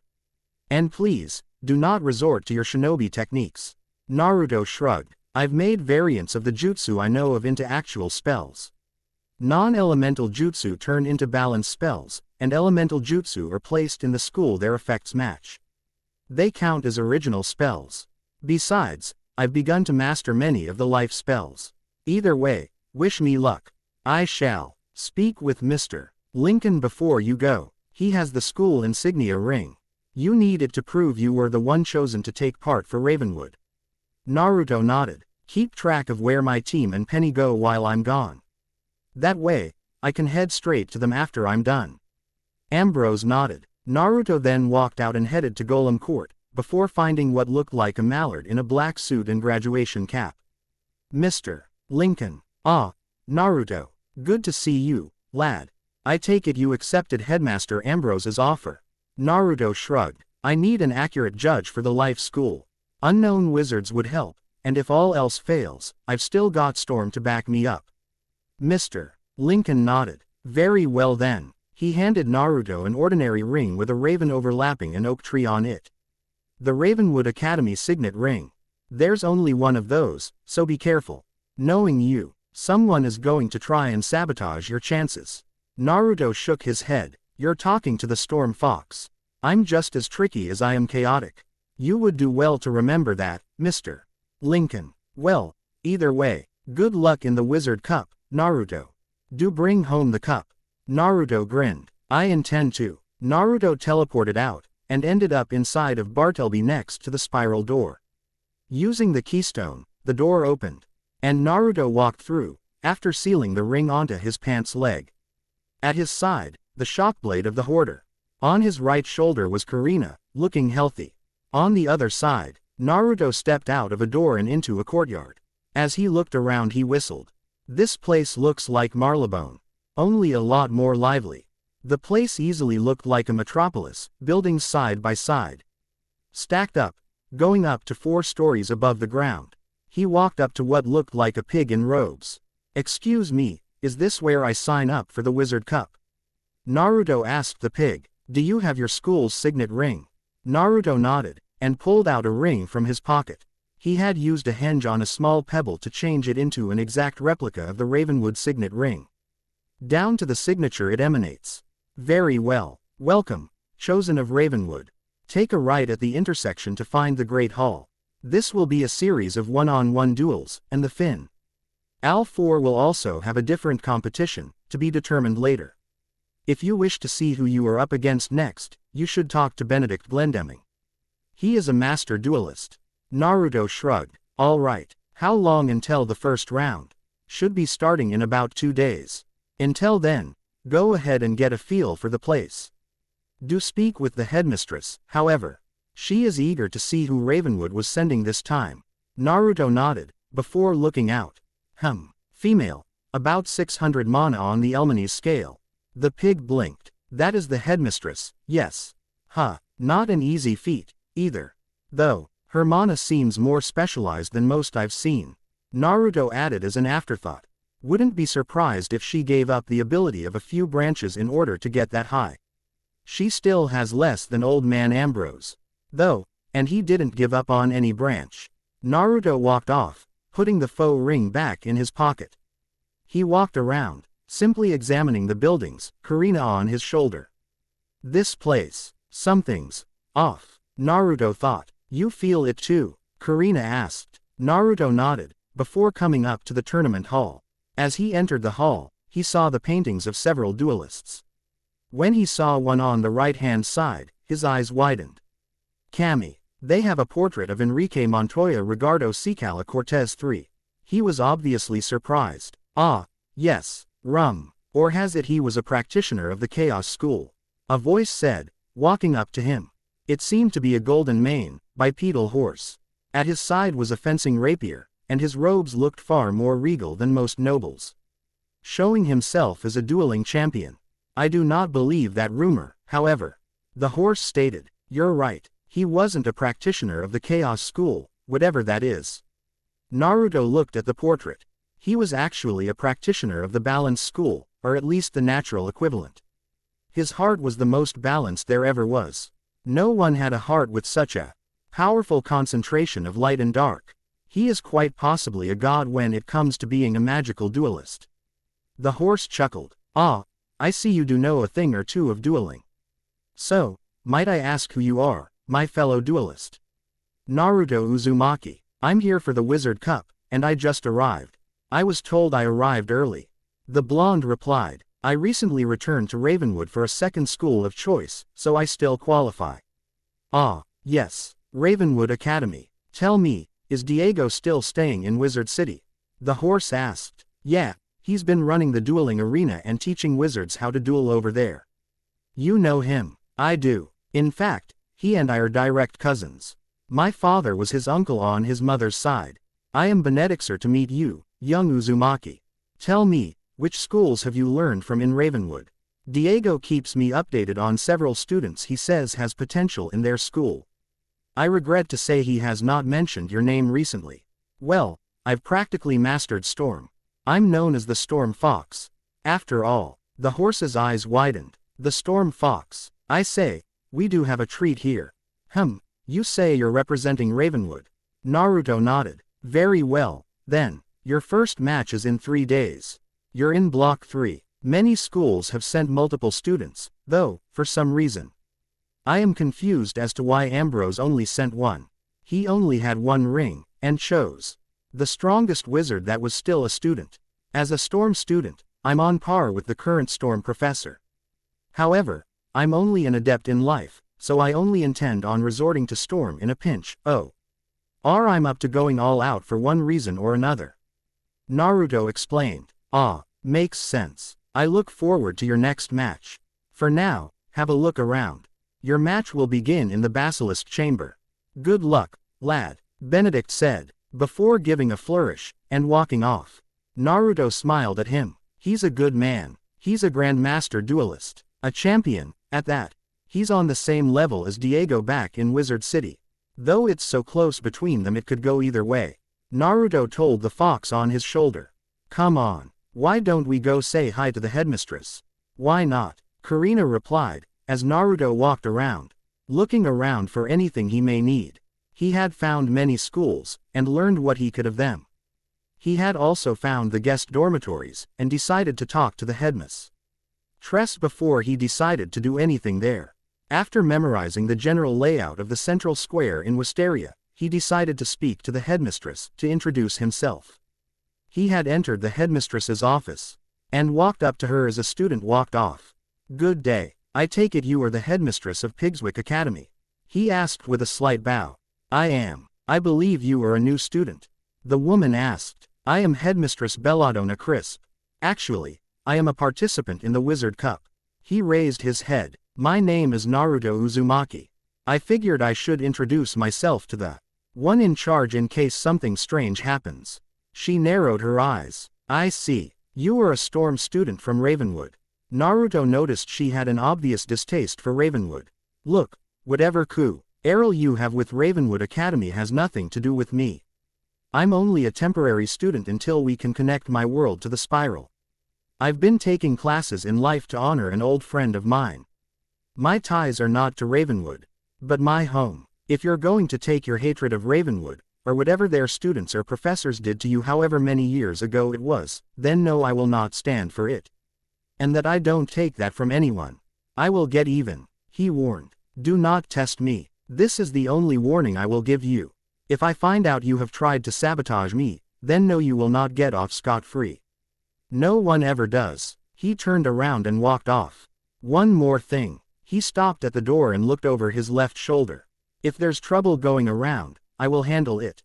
Unless you give me reason, I will not strike you. Do not give me a reason, because when I play the game of revenge, I play for keeps. He walked out of the room, and closed the door softly.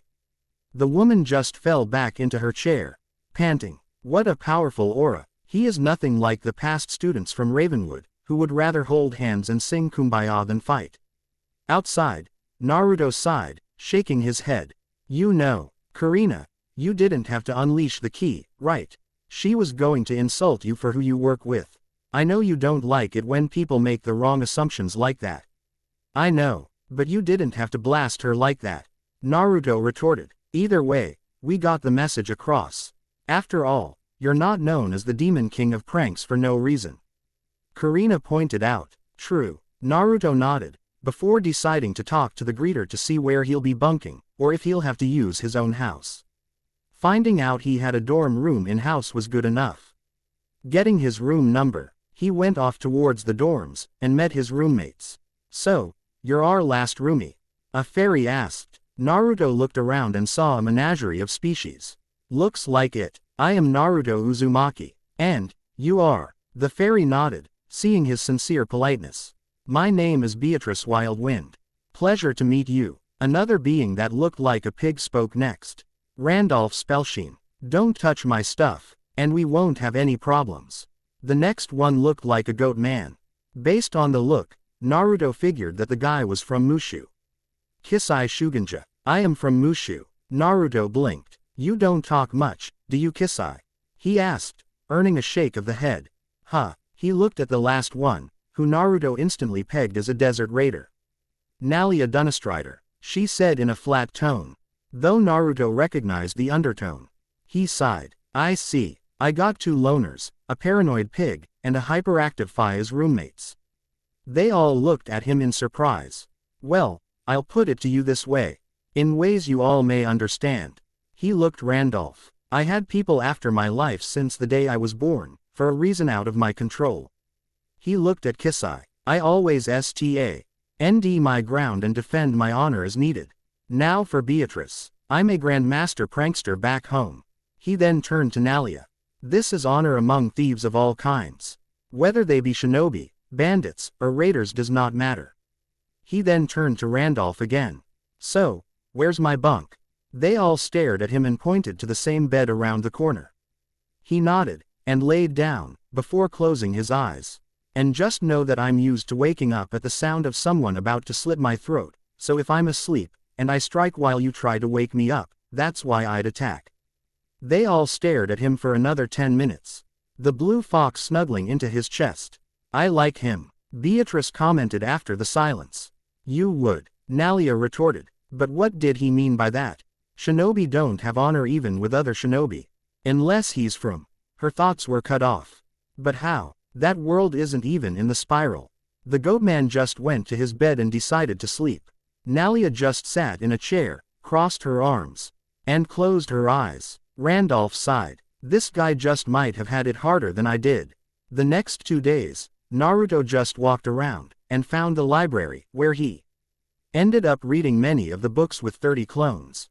Many of them were lore, legends, and creatures that were known across the spiral. He also knew that Nalia was watching him every minute of the day. Finally, his match had come, and he spoke to Benedict. Ah, young Uzumaki, I have not seen you since you arrived. How have you been? Pretty good, sir. I've been followed by one of my roommates practically 24/7 since I met up with them. Nalia tensed. She probably doesn't even know I can sense her, and the times one of the others have been doing so, either. You are an experienced fighter, I see. Actually, I'm just a paranoid pranked king shinobi. Naruto shrugged. I'm from a place outside the spiral usually. I first got to Wizard City by random chance. Second time was on purpose, which leads me to the now. Nalia smiled as well, though she was still hidden. This just confirmed her theory.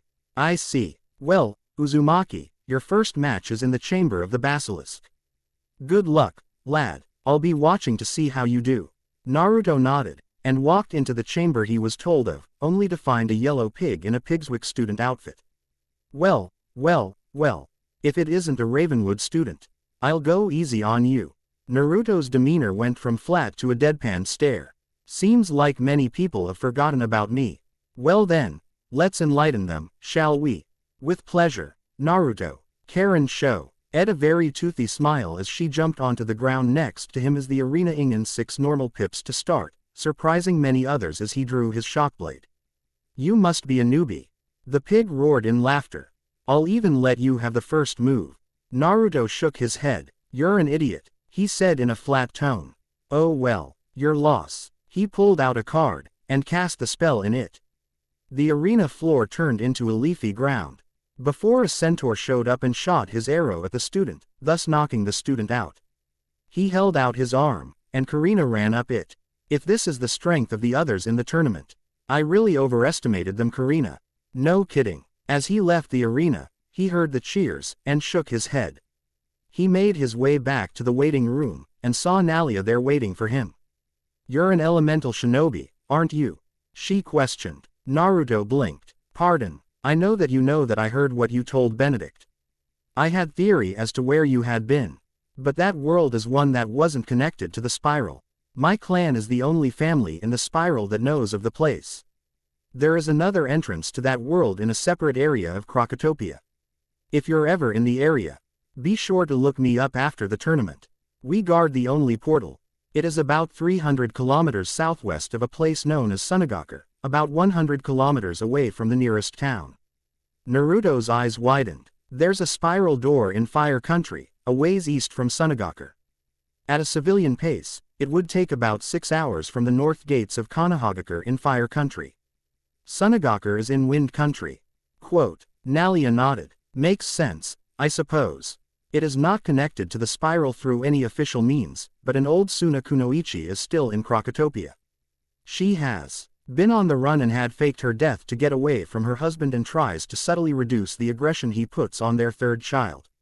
So, she abandoned the father but not the son. He asked, mainly for confirmation. Nalia nodded. Why? The son needs guidance. He's basically on his own. His own siblings are afraid of him, and he has assassins after his life monthly. Sometimes up to 10 times a month. She's having a hard time keeping him sane. His father, her husband, is the current cage.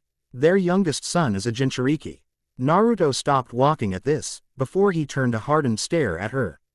Which Biju? Nalia looked at him for a few moments, before realizing what he was truly asking. I would ask which one you have, but it's kind of obvious, now that I think about it. His name is Gaara. He holds the Ikibi no Shukaku. If you ever meet him, let him know his mother is still trying to contact him, though he has tuned her out. She is only allowed to work indirectly now, as she has been pronounced dead. And this was done directly after birth, so no one could have expected a switch. Naruto shook his head. You've learned the shinobi way, I see. Nalia nodded. What do you expect? My clan has a direct link to Sunagakur. We're also the only ones that are aware of chakra in the spiral. Although, I suppose that isn't exactly true anymore. Have you met Gaara before? Nalia nodded. What is he like? His life was basically hell, Naruto. He's turned into a sociopath, especially since he's cut any connection with his actual mother, who still keeps an eye on him in sadness. I have met him before. As I said, and I have talked to him on neutral terms. He knows I'm trustworthy, and he knows my name. If you ever meet him in person yourself, then mention my name. You are a friend of mine. My proficiency in the shinobi arts is the highest in my clan, regardless of my age. That's why I was sent here to represent my clan, and Krokotopia as a whole. Nalia explained. His next match was in 2 days. So he actually spent that time talking with Nalia, while using his cage Bunshin to train in secret beyond the Tanglewood Gorge. Of course, his next match was postponed for some reason. He talked with Benedict and found out that the Spiral Cup, the first prize for the Wizard Cup, has been stolen. Benedict handed Naruto the evidence found with a disappointed look on his face. Naruto wondered why, and took it to the headmistress. Here's the evidence that Benedict found, but I get the feeling that there's something in there that I'll end up laughing at. Naruto said. Belladonna raised her eyebrow, and opened up the package, and pulled out a signet ring, and sending a glare his way. Naruto just stared at it, before he chuckled. Wow, I can't believe they didn't try using Dispel on the thing. He commented. Explain. That's not the real signet ring. A puff of smoke emanated from his right thigh, and he showed the real signet ring. I've had the real one sealed into my pants leg this whole time. I figured that someone would try to frame me for something, so I took precautions. You can never be too careful in my line of work. Go ahead and use a dispelling charm on that ring. She did, and then the ring that was in the folder turned into a small gray pebble, surprising her. This is a fake ring I made for the sole purpose of misdirection, under an illusion that isn't mana-based. He finished for her. I'm probably one of the most paranoid beings in town right now. Having people after your life ever since the day you were born tends to do that to you. He sealed the real ring into his pants again. As you can see, I actually came prepared. So, you have any idea who would do this, or do I have to find them myself? She hummed. I believe it better if you do so yourself. I did not put out any bulletin to not mess with you, but after our last meeting, I believed it to be unwise to sabotage you at all. I do not know who would do so. But I do know that said person would likely be in the tournament. As the evidence was actually a fake ring, which you obviously knew about, it wouldn't be you. If you were to drop a ring, you'd have dropped the real one, but as you demonstrated, you had prepared for sabotage. I would ask for some help later on, however. For now, until the cup is found, all matches are to be postponed. Naruto hummed. I'll look for the cup. I've memorized the aura of the being that touched the fake ring. If I come across them in the tournament, they're going to see me use my most powerful spell. And, if you must know, that spell could possibly obliterate 80% of Wizard City if used at full power. It's a good thing the arenas all have a barrier protecting the stands from collateral damage. Naruto shrugged. Well, I'll probably be using a spell called Otherworld first. You ever hear me bring it up, then that is the one that tried to frame me. I'll keep an ear out. Belladonna nodded. In the meantime, we'll need to find the cup. Do tell Benedict that you are innocent. Naruto nodded, and left the office to see where the spiral cup was, and narrowed his eyes at the stand, trying to find any sense of residual magic. Benedict walked up to him. Uzumaki, someone tried to frame me by using the fake ring I made using a pebble and an illusion as a misdirection. I figured someone would try to sabotage me, so I took precautions. Right now, I'm trying to pick up any residual magic in the area. Naruto explained. Headmistress Crisp asked me to find the true culprit and/or the cup itself. As reparations, of course. Whoever took it wanted me out of the running, going as far as taking the fake ring I made. Someone ran up to them.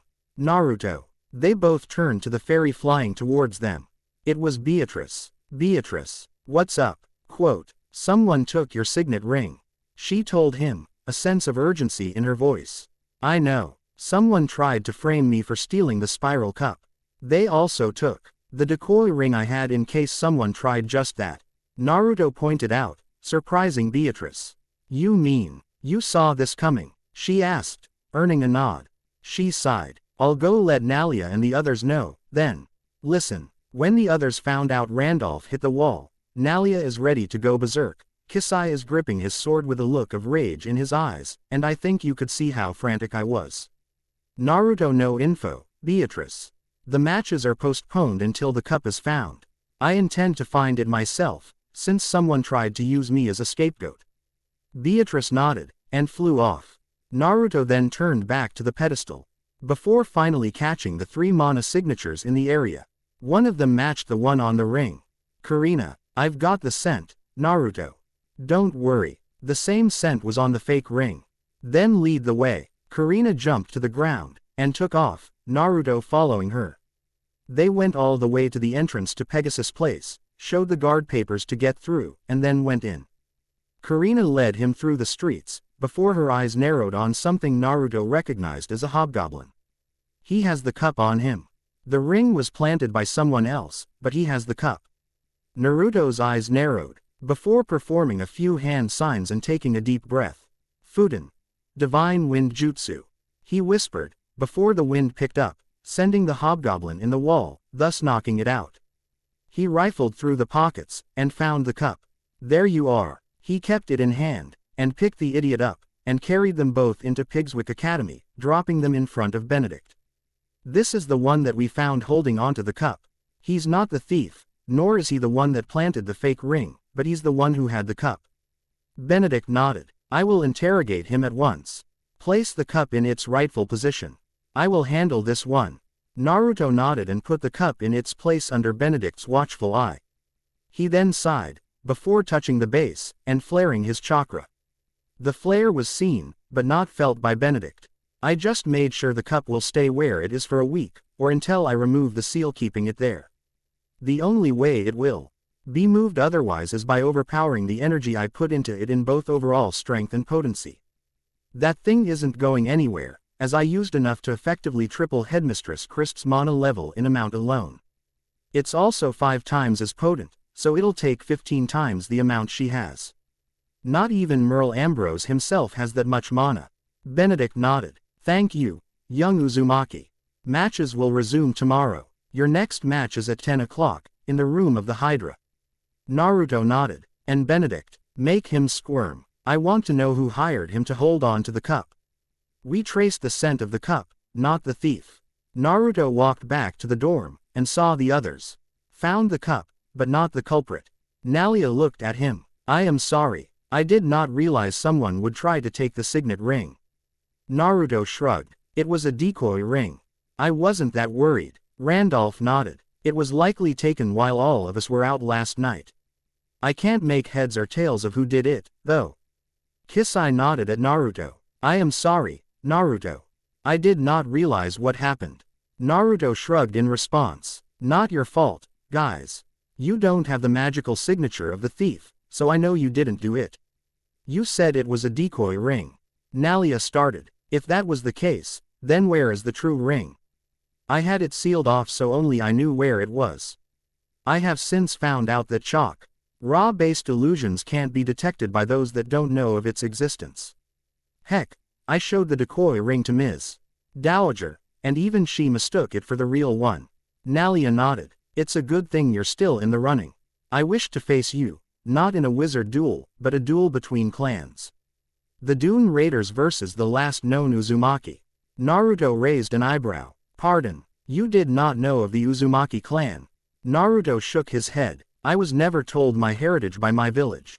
Had to find out on my own, and even then the information was sparse at best when it came to origins. Nalia thought on it. I will ask my clan to send the information we had raided from the Uzumaki ruins several decades ago. I believe them to be rightfully yours.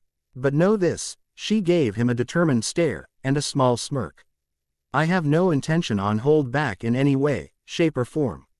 We will not be doing our match in the normal wizard dueling rules. Neither shall I, when I face you. Kitsune stated. My next match is at 10 o'clock tomorrow, or so I'm told. Naruto smirked. Then may the best warrior win, Kitsune. Because so is mine. Hydra. A nod. Then good luck. I wish to set the terms of the duel. No spells. No techniques. Nothing but a pure physical fight. Naruto thought about it, and nodded. Agreed. He held out his hand. Shake on it. Kitsune held out his hoof, and they shook. Good luck tomorrow, Kitsune. You'll need it. He went to his bed, and decided to take a nap. They all looked at him. He's taking this all in stride. Randolph noticed. Nalia nodded. With a life like his, I can't say I'm surprised. How do you know that, Nalia? Beatrice asked. I mean, I was surprised when he told me he had a decoy ring made for this occasion. He hasn't told me anything about his life. But what he has told me has given me a pretty good idea. The fact that he hasn't torn this entire world apart because someone tried to frame him is enough of a surprise. Nalia explained. What has he told you that would make you think that? Randolph questioned. There may be a clue somewhere in there, or at the very least someone that could possibly know of a term that isn't found often. Someone that may have a hatred of whatever that term means or represents. That would narrow down the search as to who might have done it. Nalia shook her head. It is not my place to say.